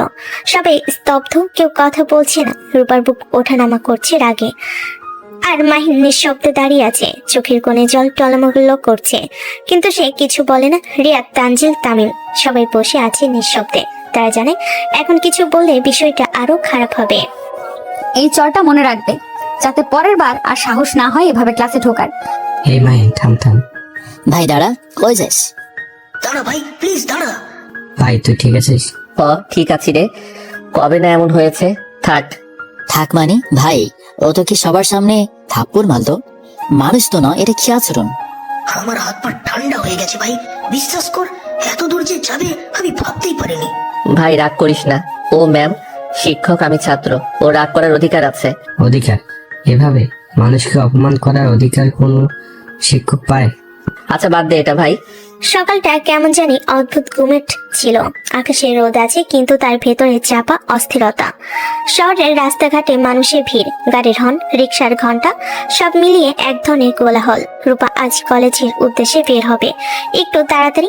মাথায় রাগ এখনো ধিকি ধিকি করছে। গতকাল সে যেরকম করে মাইমকে সবার সামনে থাপ্পড় মেরেছে, তার ভিতরে একরকম অপরাধবোধ আছে, কিন্তু সেটা রাগের নিচে লুকানো। অন্যদিকে মাহিন আজ খুব চুপচাপ। গত রাতে ঘটনাটা তাকে ভিতর থেকে ছিন্ন ভিন্ন করে ফেলেছে। তার বন্ধুরা তাকে বোঝানোর চেষ্টা করেছে, কিন্তু ব্যথা তো ব্যথাই। তবুও ভোরে উঠে আবার রিক্সা নিয়ে বের হয়েছে। জীবন তো থেমে থাকে না। রূপা ম্যাম রাস্তা পার হচ্ছেন, ফোনে কিছু দেখছিলেন। হঠাৎ একটা বাইক বেপরোয়া হয়ে এসে তার গায়ে ধাক্কা মারে। তিনি রাস্তার উপর ছিটকে পড়েন, হাতের ফোন উড়ে গিয়ে দূরে পড়ে। ঘাড়ের পাশে আর কপাল কেটে রক্ত বের হয়। লোকজন চিৎকার শুরু করে, আরে আপার মাথায় লেগেছে। বাইক কারটা পালাইতেছে ধর ধর। কেউ পানি দেয়। রূপা যন্ত্রণায় চোখ খুলতে পারছে না। আমি উঠতে পারছি না। মাহিন রিক্সা নিয়ে রাস্তা দিয়ে আসছিল। সামনে ভিড় দেখে রিক্সা থামে। নেমে গিয়ে জিজ্ঞেস করে, কি হয়েছে ভাই, কে আঘাত পাইছে? লোকজন সরে দাঁড়াতে সে দেখে মাটিতে পড়ে আছে রূপা ম্যাম। তার মুখে রং ফ্যাকাশে, মাথা থেকে রক্ত ঝরছে। সে দৌড়ে যায়। ম্যাম, আপনি শুনতে পারতেছেন? ম্যাম। রূপা ম্যাম দুর্বল চোখে তাকানোর চেষ্টা করে। আমি খুব ব্যথা পাচ্ছি, আমার মাথা ঘুরছে। মাহিমের পুরো শরীর শিউরে ওঠে। কেউ ভিডিও করবেন না, দয়া করে অ্যাম্বুলেন্স ডাকেন। লোকজন ছুটে যায় ফোন করতে, কিন্তু অ্যাম্বুলেন্স আসতে সময় লাগবে শুনে মাইন আর অপেক্ষা করতে পারে না। সে নিজের রিক্সা সামনে আনে। দুইজন ভাই প্লিজ সাহায্য করেন, ম্যামকে রিক্সায় তুলতে হইব। দুজন লোক এগিয়ে আসে। তারা অত্যন্ত সাবধানে রূপা ম্যামকে তুলে রিক্সায় বসায়। ম্যাম, আপনি চিন্তা করবেন না, আমি আছি, কিছু হইবে না। মাইন যেন নিজের সব শক্তি দিয়ে প্যাডেল টিপছিল। আর তার মনে একটাই কথা, ম্যামকে বাঁচতেই হইব যেভাবেই হোক। বাতাসে রিক্সার চাকা শস্য শব্দ করছে। রূপা মাঝে মাঝে কাঁপছে, চোখ বন্ধ হয়ে আসছে। ম্যাম, চোখ বন্ধ করবেন না। আমার খুব কষ্ট হচ্ছে। আর একটু প্লিজ ধৈর্য রাখেন। সিগন্যাল লাল, কিন্তু মাহিন থামে না। মাহিন চিৎকার করে জরুরি পথ ছাড়েন। মানুষ পথ খুলে দেয়। রিক্সা এভাবে ছুটে চলে, আরো দ্রুত, আরো মরিয়া হয়ে। কিছুক্ষণ পর হসপিটালে নিয়ে যায়। আপনি কি তার নিকট যান? জি মানে না ম্যাডাম, আমি রাস্তায় পাইছি, রক্ত পড়তেছিল তাই এনেছি। ঠিক আছে, আপনার নাম লিখে দিন। হাত কাঁপতে কাঁপতে মাহিন ফর্ম পূরণ করে। রূপাকে ধীরে ধীরে আইসোলেট রুমে নেওয়া হয়। মাহিন পাশে পড়ে থাকা রূপার ফোনটি হাতে তুলে নেয়। স্ক্রিন ভাঙ্গা, শুধু স্ক্রিনে আসে আম্মু কলিং। মাহিন ভয় কাপা হাতে কল রিসিভ করে। মাহিন, হ্যালো রূপা, কই আছো মা? ফোন ধরো না কেন? আন্টি, আমি ওনার ছাত্র, আমার নাম মাহিন। ছাত্র? রূপা কোথায়? কি হয়েছে? আন্টি প্লিজ শান্ত থাকবেন, উনি অ্যাক্সিডেন্ট করছেন, বাইক ধাক্কা দিছে, আমি হাসপাতালে এনেছি। হায় আল্লাহ, কোন হাসপাতালে বাবা? আমার মেয়ের কি কিছু হয়েছে? সিটি কেয়ার হাসপাতাল আন্টি, ডাক্তাররা স্ক্যান করছে, রক্ত পড়ছিল, কিন্তু উনি অজ্ঞান ছিলেন কিছুক্ষণ। বাবা তুমি ওরে নিয়ে আসছো? আল্লাহ তোমার হাজার গুণ ভালো করুক। তুমি থাকলে আমার মেয়ের জানটা বাঁচবে। আন্টি আপনারা আইসেন, আমি সামনে আছি ওনার পাশে। একটু দাঁড়াইয়া থাকো বাবা, আমি আসতেছি। ডাক্তারের সাথে কথা বলা শুরু করলো এবং সে বলল ডাক্তারকে যে তার ফ্যামিলির লোকজন আসতেছে এবং বলল সে চলে যাবে। কেন? উনি আমার ম্যাম, ওনার পরিবারের সামনে গেলে উনি হয়তো লজ্জা পাবেন, আর যদি জানেন কে হাসপাতালে দিয়ে এসেছে তাহলে উনি অস্বস্তি বোধ করবেন। তুমি ভালো মানুষ ছেলে, মন পরিষ্কার থাকে তোমার। ঠিক আছে, তুমি যদি যেতে চাও যাও, তবে যার আগে রিসেপশনে নাম লিখে যেও, যেন পরিবারের লোকেরা চাইলে তোমাকে খুঁজে পায়। জি ডাক্তার। কিন্তু হঠাৎ করিডোরের বাইরে হো হো করা আওয়াজ শোনা গেল। গাড়ির দরজা বন্ধ হওয়ার শব্দ, মেয়ের নাম ধরে কাঁদা কণ্ঠ। এ থেকে বোঝা গেল রূপার বাবা মা এসেছে। মাইন তড়িঘড়ি করে পিছনে ফিরে তাকালো। তার মনে হলো এখন যদি তারা আমাকে দেখে, আমাকে প্রশ্ন করবে, পরিচয় জানতে চাইবে। ম্যাম সুস্থ হলে আমাকে দেখে অস্বস্তি হবে। তার বুক ধরফর করতে লাগলো। এই মুহূর্তে দেখা হওয়া মানে ঘটনা জটিল হয়ে যাওয়া। সে দ্রুত রিসেপশনের দিকে হাঁটা শুরু করলো। হাঁটার ভেতর একটা তাড়াহুড়ো, একটা ব্যথা, একটা ভয়, সব মিলে এক অনুভূতি। রিসেপশনে গিয়ে নাম লিখলো মাহিন, ছাত্র। রিসেপশনের আপা বলল, আপনি থাকবেন না? না আপা। হাসপাতালের দরজা ফিরে সরতে হাওয়া তার মুখে লাগে, কিন্তু সে বুঝতে পারছিল না এই হাওয়া স্বস্তি না দুঃখের। হাসপাতালে রাত কখনোই পুরো রাত নয়, সেখানে সবসময় একটা অদৃশ্য শব্দ লেগে থাকে। সাইলেন্স থাকলেও সেই সাইলেন্সের ভেতরেই থাকে মানুষের হাঁপ ধরা নিঃশ্বাস, নার্সের স্যান্ডেলের শব্দ, অক্সিজেন সিলিন্ডারের হালকা শীষ শীষ আওয়াজ, আর দূরে কারোর বিলাপ। এমনই একটা রাত। রূপা তখন বেডে শুয়ে, মাথায় ব্যান্ডেজ, স্যালিনের সুচ হাতে শিরায় ঢুকে আছে। জ্ঞান ফিরেছে আধা ঘন্টা হলো, কিন্তু পুরোপুরি পরিষ্কার না, মনে হচ্ছে স্বপ্নের ভেতর ঘুরে বেড়াচ্ছে। মা চেয়ারে বসে রূপার হাত ধরে আছেন, বাবা বসে আছেন, কিন্তু একটা প্রশ্ন তার মনে ঘুরছেই থামছে না। রাস্তায় আওয়াজ, ব্রেক থামার ঘোড়া, কেউ তাকে ডেকেছিল। একটা কণ্ঠ, ম্যাম আমি আছি, কিছু হবে না। বাবা আমাকে কি হসপিটালে আনলো? বাবা একটু থমকে গেলেন, মা মাথা তুলেন, চোখে উদ্বেগ। তোর কোনো ছাত্র সম্ভবত ফোন দিয়েছে, ফোনে শুধু বললো আন্টি এসে যান, তারপর আর কথা বলিনি। আমার ছাত্র? হ্যাঁ, নার্স বলেছে ছেলেটা তোকে রাস্তায় পড়ে থাকতে দেখে তুলে এনেছে, স্ট্রেচারে তুলে দিয়েছে, তারপর বলেছে পরিবার আসবে, আমি যাই, এই বলে চলে গেছে। এভাবেই চলো। তারপরের দিন রূপাকে চেক আপ করার জন্য নিচে যেতে হলো। হুইল চেয়ারে বসে ধীরে ধীরে রূপাকে নিয়ে যাওয়া হচ্ছে, চাকা ঘুরছে টুকটুক করে। হাসপাতালের করিডোরে দুপাশে অন্য রোগীদের হাহাকার, ডাক্তারদের ফিসফাস, চাওয়ালার ডাকে মিলেমিশে একটা ভয় ও দুঃখের বিস্ফোরণী তৈরি হচ্ছে। রূপার চোখ কিন্তু একটা জায়গায়, রিসেপশন ডেস্ক। সেখানে লাল মোটা খাতা রাখা, সেখানে সেই নাম লেখা। সে নামই আজ তার পৃথিবীর সবচেয়ে বড় রহস্য। রূপা হাতের আঙ্গুল চেপে ধরে, চোখ কেঁপে ওঠে, শরীরে অজানা ভয়, অনিশ্চয়তা সব মিলেমিশে একটা ঝড় বইছে হৃদয়ের ভেতর। আপা, কালকে আমার মেয়েকে যিনি হাসপাতালে এনেছিলেন, আপনি বলেছিলেন রেজিস্টারে তার নাম আছে। রিসেপশনিস্ট মাথা নেড়ে বলেন, জি স্যার, উনি তাড়াহুড়ো করে চলে গেছেন, তবে নাম সময় সব লিখে গেছেন। আপা আমি কি নামটা দেখতে পারি? এই নেন, এটাই সেদিনের এন্ট্রি। পরিচয়, ছাত্র যাকে এনেছেন রূপা ইসলাম, সময় 8:52। এটা দেখে রূপার চোখ বড় হয়ে গেল, মাথার ভেতর যেন কেউ শব্দগুলো হাতুড়ি দিয়ে ঢুকছে। মাহিনী কাল ক্লাসে যাওয়ার উপর রাগ, যাকে সবার সামনে অপমান, যাকে চড় মারা, যার চোখে কান্না, সেই ছেলেটাই তাকে বাঁচাতে নিজের জীবন ঝুঁকি নিয়েছে। আর সেদিন এত অহংকারে তাকে তুচ্ছ করেছিল। রূপা হাত দিয়ে মুখ ঢেকে ফেলল, চোখ বেয়ে টপ টপ করে পানি পড়ছে, শরীর পুরো কাঁপছে, শ্বাস কাঁপছে। মা কি হলো, ব্যথা করছে? মা ও আমার ছাত্র, আমি ওকে খুব কষ্ট দিছি, কিন্তু সে আমাকে বাঁচিয়েছে। এই নামটা কি তোর চেনা? জি বাবা, খুব। তুই তাকে চিনিস তো? কেমন ছেলে? ভালো মা, খুব ভালো। এত যে অপমানের পরেও আমাকে রাস্তায় ফেলে রেখে যায়নি, সে সাধারণ কেউ না। ঠিক বলছিস। আচ্ছা এখন চেক আপ করতে চল, তারপর রেস্ট নেই, সুস্থ হয়ে বাসায় চল, তারপর ওকে খুঁজিস। একটা দুর্ঘটনা মানুষকে কতভাবে বদলে দিতে পারে তার রূপা এখন প্রতিটা নিঃশ্বাসে বুঝতে পারছে। হাসপাতাল থেকে বাসে ফিরে আসার পর তার ভেতর অদ্ভুত নীরবতা তৈরি হয়েছে, যেন তার জীবনের কোনো এক অদৃশ্য ছায়া হাত বাড়িয়ে তাকে নতুন কিছু বুঝিয়ে দিতে চাইছে। কিন্তু সে এখনো সেই ছায়াকে ধরতে পারছে না। দুর্ঘটনার পর হালকা ব্যথা আছে, ডাক্তারের পরামর্শ অনুযায়ী বিশ্রাম চলছে, কিন্তু শান্তি নেই। মাথার ভেতর বারবার একটা নাম বাজছে, মাহিন। রূপার ভেতর যেন ঢেউ উঠে গেল, হাজার প্রশ্ন একসাথে মাথা ধাক্কা দিচ্ছে। এই ছেলেটি কি আমার স্টুডেন্ট মাহিন? তাহলে সে আমাকে বাঁচালো কেন? কিছু না বলে চলে গেল। আমি তো ওকে অনেক কষ্ট দিয়েছি। একটা দীর্ঘ নিঃশ্বাস ফেলে রূপা উঠে বসে। তার মা পাশে ঘর থেকে জিজ্ঞেস করে, মা রূপা ওষুধ খাইছিস? ডাক্তার বলছিল 2টা বাদ দিবি না। হ্যাঁ মা, খাইছি। তোকে দেখে আজকাল চুপচাপ কেমন আছিস রে? একটু ব্যথা আছে, তবে আসলে শরীরের ব্যথা না, মাথায় একটু চাপ লাগছে। দুর্ঘটনা হলে এমন হয়, 3-4 দিন গেলেই ঠিক হয়ে যাবে। অন্যদিকে মাহিন কলেজে যাচ্ছে না। মাহি, কলেজে যাবি না? আজকে না, মাথা ধরছে। 3 দিন ধরে তো মাথা ধরেছে শুনতেছি, কি হয়েছে বল? কিছু না, বাসায় থাকি। কারোর সাথে ঝামেলা করেছিস নাকি কেউ কিছু বলেছে? আমাকে বললে আমি বুঝতে পারবো। না মা, কেউ কিছু বলে নাই। আমি একটু বাইরে যাই। কোথায়? কই যাবো? পাশের মোড়ে যাবো। মাহিন বাইরে বের হয়, কিন্তু রিক্সা নিয়ে না, সে হাঁটতে থাকে। পরদিন রূপা জেদ করে কলেজে আসে, মাথা এখনো ভার, কিন্তু সে আসবে, কারণ সে কাউকে খুঁজছে। ও ভাবছিল মাহিন নিশ্চয়ই আজ ক্লাসে থাকবে, ওকে দেখে হয়তো একটু হাসবে, নয় হয়তো চুপচাপ বই খুলে বসে থাকবে। আগের মতো লেট করবে কিনা সেটাও রূপার মাথায় চলছিল, কিন্তু ক্লাসে ঢুকেই ও থমকে গেল। মাহিনের বেঞ্চটা খালি, পুরো খালি।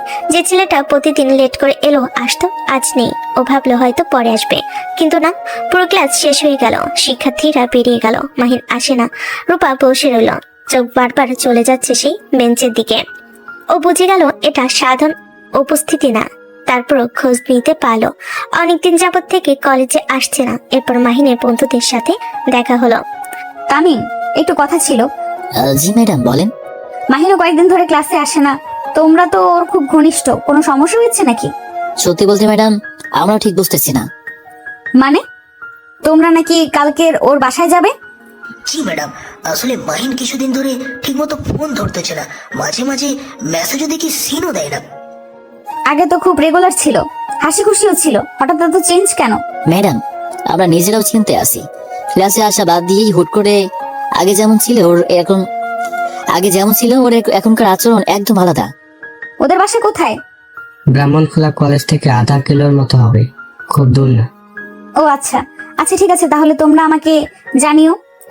আপনি ভয় পাবেন না ম্যাডাম, যা অবস্থা আমরা জানার চেষ্টা করব। জানো, আমি গতকালের রিসেপশনে ওর নাম দেখেছি। তিনজনই থমকে গেল। রিসেপশনে? কোন রিসেপশন ম্যাডাম? হসপিটালের। তোমরা তো জানো আমি সেদিন অ্যাক্সিডেন্ট করেছিলাম।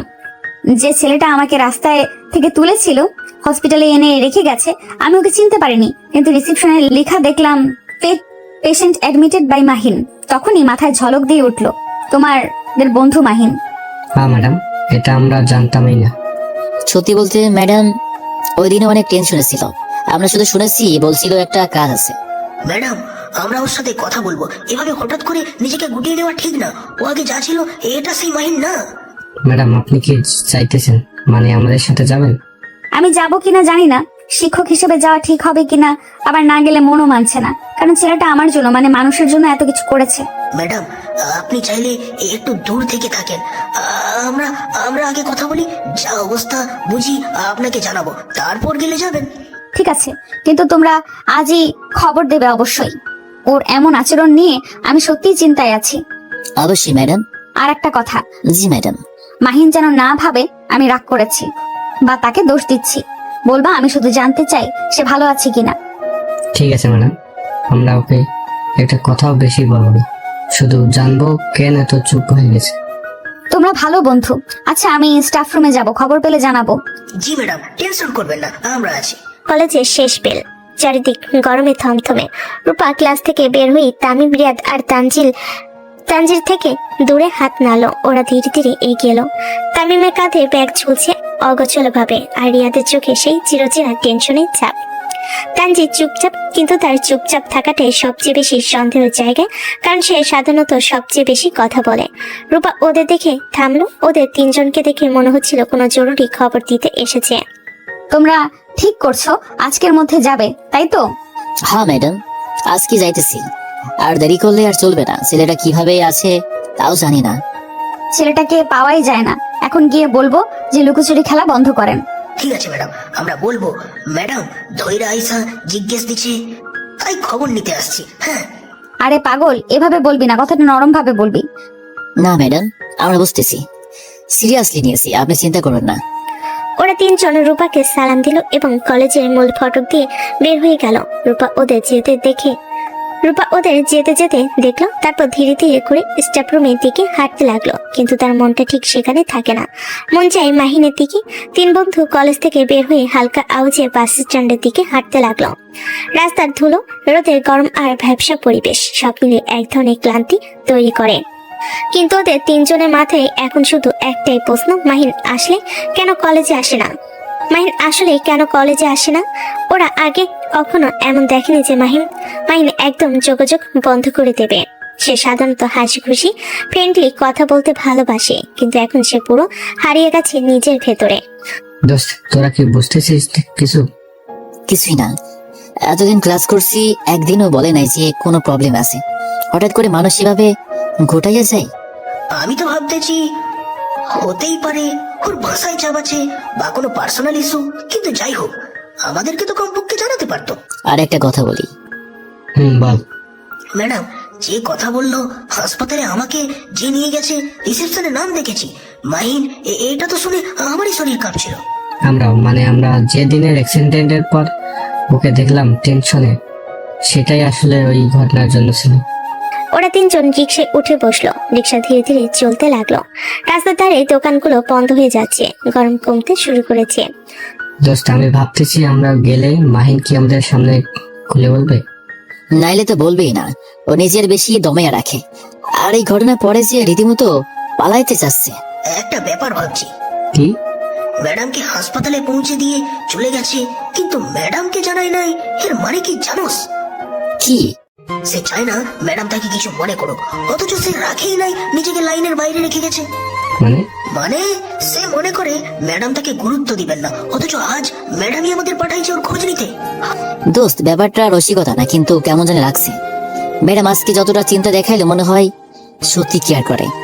ওরা সবাই মাহিনের পাশে গেল। সবাই জানতে চাইলো কি হয়েছে। আরে কিছু হয়নি, এমনিতেই কালকে থেকে যাব ইনশাআল্লাহ। তাহলে এতদিন আসিস নাই কেন? আর ওই দিনের ঘটনা ভুলে যা। ম্যাম তোকে সবার সামনে অপমান করছে, আর তুই যে ম্যামকে বাঁচিয়েছিস সেটা তো আমাদের বললি না। ম্যামই আজকে জোর করে বাড়িতে পাঠাইছে।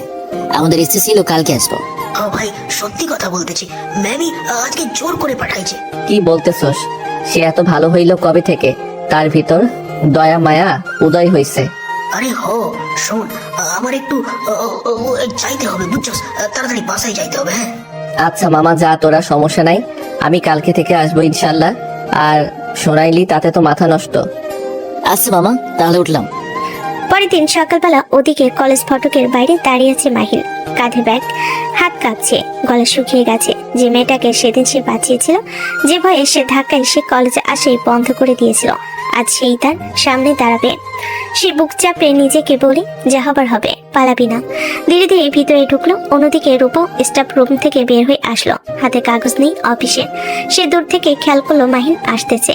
আস্তে আস্তে কাছে যেতে শুরু করলো। মাহিন অন্যদিকে তাকিয়ে থেকে হাঁটছে, তাই সে দেখতে পারতেছে না যে ম্যাম তার সামনে দিকে আগাচ্ছে। মাহিন দাঁড়াও, তুমি জি ম্যাম বলেন। দুদিন কলেজ আসুনি কেন? কই গেছিলা? কোথাও যাইনি ম্যাম, ওই টুকটাক একটু ব্যস্ত ছিলাম আর কি। ব্যস্ত ছিলা নাকি এমনিতেই আসো নাই, নাকি এড়িয়ে যাওয়ার চেষ্টা করতেছো সবকিছু? না ম্যাম, আমি এড়াই নাই, সত্যি বলতেছি। তাহলে তুমি আমাকে হসপিটালে দিয়ে আসার পর ওখানে থাকুনি কেন? আমাকে বলে আসোনি কেন? একটা মানুষের জীবন বাঁচিয়েছে, কিন্তু তাকে বলে আসাটা কি ভুল? ম্যাম আমি চাইনি আপনি জানুন, আপনাকে জানাতে চাইনি আমি। কেন আমাকে জানাতে চাওনি কেন? কি সমস্যা? আমি জানাতে চাইনি কারণ আপনি ভাববেন যে আমি আপনাকে দেখানোর জন্য এসব করতেছি। তুমি এতটা নির্দয় ভাবো আমাকে? না ম্যাম, ওরকম কিছু না। আমি আসলে আপনাকে জানাতে চাইনি এমনিতেই। আপনি ছোট হয়ে যাবেন। আমার মতো ছেলে যদি সুস্থ হয়ে ওঠার পর পাশে দেখেন। আমি 3 দিন ধরে তোমাকে পাগলের মতো খুঁজতেছি, সব জায়গায় সবখানে। আমার জ্ঞান ফেরার পরে আমি সর্বপ্রথম যে মানুষটাকে দেখতে চাইছি, সে মানুষটা হচ্ছে তুমি। এমন একটা প্রশ্ন, কে আমাকে বাঁচিয়েছে? কে এত সাহস করে আমার পাশে ছিল? আর তুমি কি করলে? তুমি চোরের মতো পালিয়ে আসলে। আমি সেদিন তোমার সাথে ব্যবহারের জন্য সরি। আমি সত্যিই তোমার কাছে ক্ষমা চাইতেছি। আমাকে তুমি ক্ষমা করে দাও প্লিজ। তুমি ক্ষমা করতে না পারলে আমি নিজেকে কখনো ক্ষমা করতে পারবো না। আমার ভুল হয়ে গেছে। তুমি আমাকে নতুন জীবন দিয়েছো। আচ্ছা আমাকে বলো, তুমি তাহলে এত লেট কেন আসতে? আমি ইচ্ছা করে তো লেট করি না ম্যাম। আমি হচ্ছি গরিব, বাবা অসুস্থ, মা ঘর সামলায়, পুরো ফ্যামিলি আমার দেখতে হয়। ফ্যামিলির সব দেখভাল আমার করতে হয়। আমার রোজগারে সংসার চলে। এখানে আমার কি দোষ ম্যাম? এত কিছুর পরও আমি চেষ্টা করি যাতে ভালো করে পড়াশোনা করতে পারি। আমার গায়ে পোশাক দেখে রাগারাগি করেন। সে পোশাকটা কিসের জন্য খারাপ একবার জানতে চান নাই? আমি রিক্সা চালাইয়া আমার শরীর, চেহারা, পোশাক সব খারাপ করি। কারণ কি জানেন? কারণ হচ্ছে একটাই, আমি আমার ফ্যামিলিকে ভালো দেখতে চাই। আমি সরি মাহিন, আমি বুঝি নাই। এটা তুমি আমাকে আগে কেন বলো নাই? আপনি আমাকে কি বলার সুযোগ দিয়েছেন? একবারও বলার সুযোগ দিয়েছেন আমাকে? দেন নাই আপনি। আপনাদের মতো বড় লোকরা জানে না যে গরিব ছেলেরা কিভাবে কষ্ট করে পড়াশোনা করে, কতটা কষ্ট হয় তাদের। আমি সরি, আসলে ছোটবেলায় বাবার আহ্লাদে বড় হয়েছি, তো মানুষকে মানুষ মনে হতো না। অনেক অহংকারী হয়ে উঠেছিলাম। বেশি অহংকার কিন্তু ভালো না ম্যাম। সেটা আমি খুব হাড়ে হাড়ে বেশি বুঝেছি, খুব হাড়ে হাড়ে। আমি সত্যিই তোমার কাছে মন থেকে সরি, বুঝছো? আমাকে ক্ষমা করে দাও। আরে ম্যাম, কি যে বলেন আপনি? আপনি হচ্ছেন আমার ম্যাম, আপনার কি ক্ষমা সাজে? ক্ষমা চাওয়ার কোনো প্রশ্নই আসে না। আপনি জাস্ট আমাকে ভুল বুঝছেন, এটাই। এখন আপনার শরীর কেমন? শরীর মোটামুটি ভালো, মাঝে মধ্যে মাথায় খুব ব্যথা করে, এই আর কি। আচ্ছা, ক্লাসের টাইম হয়ে যাচ্ছে, তুমি যাও তাহলে, কালকে তোমার সাথে কথা হবে। আচ্ছা ঠিক আছে ম্যাম, আমি যাচ্ছি তাহলে। আল্লাহ হাফেজ। মাইন ক্লাসে চলে আসলো, অন্যদিকে রূপক তার স্টাফ রুমে চলে গেল। আজ অনেকদিন পর মাইন ক্লাসে আসছে। মাইন যেহেতু ক্লাসের সবার একটা প্রিয় বন্ধু, তাই সবাই এসে তাকে জিজ্ঞাসাবাদ করতেছে এতদিন কেন আসে নাই, কোনো সমস্যা হয়েছিল কিনা। তামিম, তানজিল, রিয়াদ ওরা তো আছেই। আজকে মাহিনের কেন জানি মনটা খুব ভালো, বুকের ভিতর আর কোনো ভয় নেই। কেন জানি মনে হচ্ছে এটার কি কারণ সে নিজেও জানে না, বাট তার মনে হচ্ছে আজকে থেকে কেউ আর বলবে না এত লেট করে কেন আসছো, এত নোংরা কাপড় পরে কেন আসছো। এভাবে দুষ্টামি করতে করতে ক্লাস টাইম পার হয়ে যায়, ছুটির ঘন্টা বেজে গেছে। সবাই যে যার মতো বাসায় চলে যায়। মাহিনও তার বাসার দিকে রওনা হয়। মাহিন তার বাসায় চলে যায়। মাহিনের আম্মু দাঁড়িয়ে আছে দরজার সামনে। কিরে, আজকে কেমন কাটলো? অনেক দিন পর গেলি। এই তো আম্মু, ভালোই। আজকে তাহলে খুব ভালো লাগতেছে, কিন্তু কেন লাগতেছে সেটা জানি না, কিন্তু খুবই ভালো লাগতেছে। তাই নাকি? এত ভালো লাগার কারণ কি? কাউকে আবার ভালো লাগলো নাকি? আরে আম্মু না, তুমি যে কি বলো না। হয়েছে, থাক, এখন হাত মুখ ধুয়ে আয়, আমি তোর জন্য ভাত দিচ্ছি। আচ্ছা ঠিক আছে আম্মু, আমি হাত মুখ ধুয়ে আসতেছি, তুমি খাবার তৈরি করো, খুব খিদে লাগছে। আচ্ছা আয় বাবা। এভাবেই চলতে থাকে। অন্যদিকে রূপা বাসায় চলে যায়। সে বাসে যে আনমনে কেন জানি শুধু মাহিনের কথা ভাবতেছে। সে মনে না করতে চাইলেও কেন জানি বারবার চলে আসতেছে। মনে মনে বলতেছে, মাহিন ছেলেটা এত ভালো, আমি ওকে সবার সামনে পুরো ক্লাসের মাঝখানে আমি অপমান করেছি, তাও কোনো প্রতি উত্তর দেয় নাই। কত ভালো ছেলে ও। আমি রাস্তায় অ্যাক্সিডেন্ট করার পরও ও আমাকে রেখে আসে নাই, উল্টো আমাকে বাঁচানোর জন্য অস্থির হয়ে গেছিল। আব্বাম্মু আসার আগ পর্যন্ত আমার পাশেই ছিল। এরকম ভালো একটা ছেলে আজকাল পাওয়াই যায় না। এসব ভাবতে ভাবতে রূপার মা উপরে রুমে আসে। কিরে, তুই কি করতেছিস? কি ভাবতেছিস এত আনমনে? ভাবতেছি আম্মু, আমার স্টুডেন্টটা কত ভালো, আমি ওকে সবার সামনে অপমান করছি, কিন্তু ও আমাকে বাঁচিয়ে তুললো। বিশ্বাস করো আম্মু, যদি ও না থাকতো আমি বাঁচতে পারতাম না। সবাই তাকিয়ে তাকিয়ে ভিডিও করতেছিল, কিন্তু কেউ আমাকে বাঁচাতে আসেনি, একমাত্র মাহিন আমাকে নিয়ে হসপিটালে গিয়েছিল। এখন তাহলে কি ভাবতেছিস? ভাবতেছি ওকেই বিয়ে করবো, ওর মতো ছেলে আজকাল পাওয়া যায় না। কি যে বললি, মাথার উপর দিয়ে যাইতেছে সব। আচ্ছা ঠিক আছে, আমি তোমার আব্বুকে বোঝাবো। কি ব্যাপার, আমাকে কি বুঝাবা? দেখো তোমার মেয়ে কি বলে। দেখো বাবা, আমি বিয়ে করলে আমি মাহিনকেই করবো, কারণ ও আমার জীবন বাঁচিয়েছে। তুমি যদি ওর কলেজের ম্যাম, কিন্তু আমি তো তোকে বাধা দিব না। আচ্ছা ঠিক আছে, আমি তাহলে কালকে ওদের বাসায় যাচ্ছি। আমার লক্ষ্মী বাবা। সেদিন বিকেলের হালকা রোদটা রাস্তায় পড়ে এক অদ্ভুত শান্ত ভাব তৈরি করছিল। সেই রাস্তাতেই ধীরে হেঁটে যাচ্ছিল রূপার বাবা। মাথার চিন্তা, মনে একটা সিদ্ধান্ত নেওয়া মানুষদের মতো দৃঢ়তা। এতদিন ধরে মেয়ের পরিবর্তন তিনি লক্ষ্য করছিলেন। রূপা আগের মতো উচ্ছল নেই, হাসি নেই, মনোযোগ নেই, যেন কোনো অজানা টানে বেঁধে আছে। বাবার চোখ এড়ায়নি এই বদলগুলো। মেয়ের চোখের ভেতরে অস্থিরতা, কথার পাকে হারিয়ে যাওয়া মন সবই তিনি বুঝছিলেন। তাই তিনি আর না করেনি। রূপার বাবা মাহিনের বাবার কাছে বিয়ের প্রস্তাব পাঠায়। তারা এসব বিষয় নিয়ে কথা বলে বড়রা। মাহিনের বাবার রূপার বাবা দেওয়া প্রস্তাব ফিরিয়ে দেয়নি, তাদের বিয়ে ঠিক হয়। তারপর মাহিনের বাবা মাহিনকে জানায়। প্রথম দিকে মাহিন অনেক অবাক হয়ে যায়, কিভাবে কি সম্ভব, আকাশ থেকে পড়ে এমন মনে হচ্ছে নিজেকে। তারপর বিয়ে ঠিক হয়ে যায় পুরোপুরি ভাবে। তারপর রূপা আর মাহিন আলাদাভাবে দেখা করে। ম্যাম, এটা আপনি কি করলেন? আমাকে আর ম্যাডাম ডাকবা না বলে দিলাম, আমাকে শুধু রূপা ডাকবা। তুমি চাইলে ভালোবেসে অন্যরকম রাখতে পারো। আমি তো পুরোপুরি অবাক হয়ে গেছি ম্যাম, মানে রূপা আর কি। সরি, আস্তে আস্তে ঠিক হয়ে যাবে। আমি জানি না, আমি শুধু তোমাকে নিয়ে ভাবি, তোমাকে ছাড়া আমি কিছু ভাবতে পারি না। আর যে জীবন তুমি আমাকে ফিরিয়ে দিয়েছো, এই জীবনের মালিকানা শুধু তুমি। তাই এই জীবনে যদি কাউকে বিয়ে করতাম, শুধু তোমাকেই করব। আপনি ম্যাম মানুষ, যেটাই বলেন সেটাই হবে। মাহিন রূপার বিয়ে হলো ধুমধাম করে। মাহিন, এত চুপ কেন? তুমি তো এমন না। এমন না মানে? আমি তো সব সময় চুপ থাকি, আপনি তো জানেনই তো। জানি, কিন্তু আজকে একটু অন্যরকম লাগছে তোমাকে। আজ একটু নার্ভাস লাগতেছে, জানি না কেন। নার্ভাস আমার জন্য? না মানে হ্যাঁ, একটু তো লাগবেই। এত বড় পরিবর্তন ভাবতে অদ্ভুত লাগে। আপনি এখন আমার পাশে, এই ঘরেই। আমি তো তোমারই, আর তুমি আমাকে আপনি কেন বলতেছো আবার? অভ্যাস হয়ে গেছে তো কি করব বলেন। আপনি ম্যাডাম মানুষ, আপনাকে তো সম্মান করে কথা বলতে হবে, তাই না? ভালোই লাগে আসলে। ঠিক আছে থাক, কিন্তু আমিও তোমাকে সম্মান করতে চাই। আগে যা যা করছি তার জন্য মন থেকে sorry, I am extremely sorry. আচ্ছা বাবা, ঠিক আছে, আমি বুঝছি, এতবার সরি বলতে হবে না। তুমি জানো, আমি যখন প্রথম রিসেপশনে মাহির নামটা দেখি তখনই তোমার কথাটা সর্বপ্রথম মনে পড়েছে। এটা কেন করতে জানি না, সত্যি কথা আমি বুঝতেই পারি নাই কেন। আর যখনই দেখলেন, যখন আপনি পুরোপুরি বুঝে গেলেন একবারে, তখন তো পুরো কলেজে এসে আমাকে খোঁজাখুঁজি লাগিয়ে দিলেন, তাই না? তো তোমাকে খুঁজবো না? তোমাকে আমি পাগলের মতো খুঁজেছি। এর মাঝে তো এসে শুনলাম তুমি নাকি অনেক দিন ধরে কলেজে আসতেছো না। ভাবছিলাম রাগ করেছো, তোমাকে আসলে সত্যি অনেক অপমান করে ফেলেছিলাম। আরে না, রাগ করতে যাব কেন? আমি ভয় পাইতেছিলাম আপনি কি না কি ভাবেন আবার, সেটার জন্য সামনে আসতে চাই নাই। আমি তোমাকে ভুল ভাবার কোনো প্রশ্নই আসতেছে না। তুমি যে কেমন ধরনের মানুষ সেটা আমি ওই দুর্ঘটনার দিনই বুঝে গেছি। ও আচ্ছা আচ্ছা, তাই নাকি? আপনি তো অনেক খুশি নাকি? অনেক অনেক বেশি খুশি। আমি না জাস্ট একটা কথাই আমি ভাবতেছি। কি কথা ভাবতেছেন? জীবনে হয়তো ভালো কিছু একটা করেছিলাম, তাই তোমার মতো এত ভালো মানুষ পেয়েছি। আমার মনে হচ্ছে I am so lucky in the world. আমি তোমার কাছে অনেক সেফ ফিল করি, এটা আমি আজীবন চাই। আপনাকে আমি কখনো হতাশ করব না, এতটুকু আমি শিওর দিতে পারলাম। আল্লাহ ভরসা, বাকিটা এতটুকু কথা আমি দিতে পারি। ওকে ওকে, তাহলেই হলো। এখন বসে থেকো না, আজ থেকে তুমি আমার স্বামী। কিছুটা তো কথা বলতে হবে, তাই না? ওকে আচ্ছা, তাহলে একটু কাছে আসো, তাহলে কথা বলতে সুবিধা হবে, বুঝেছেন? ইয়েস, বুঝছি। এটা তো তোমার নতুন রূপ দেখতেছি। ওকে, কাছে আসলাম, এখন বলো কি বলবে। এই তো, আপনি শুরু করেন। না, তুমি শুরু করো। না, আপনি ম্যাম মানুষ, আপনি প্রথম শুরু করেন। আমি ম্যাম হলে তুমি আমার স্বামী, এখন বুঝছো? তুমি বলো। আচ্ছা ঠিক আছে। আচ্ছা, আপনি আমার সাথে থেকে খুশি তো?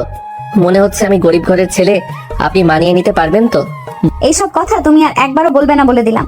আমি তোমার সাথে তোমার মতো মানুষের সাথে থেকে অনেক খুশি। মাহিন, একটা কথা বলবো? বলুন। আমরা দুজন মিলেই ভবিষ্যতের একটু প্ল্যান করব কি, মানে সামনে কি করব, কিভাবে চলবো, এগুলো।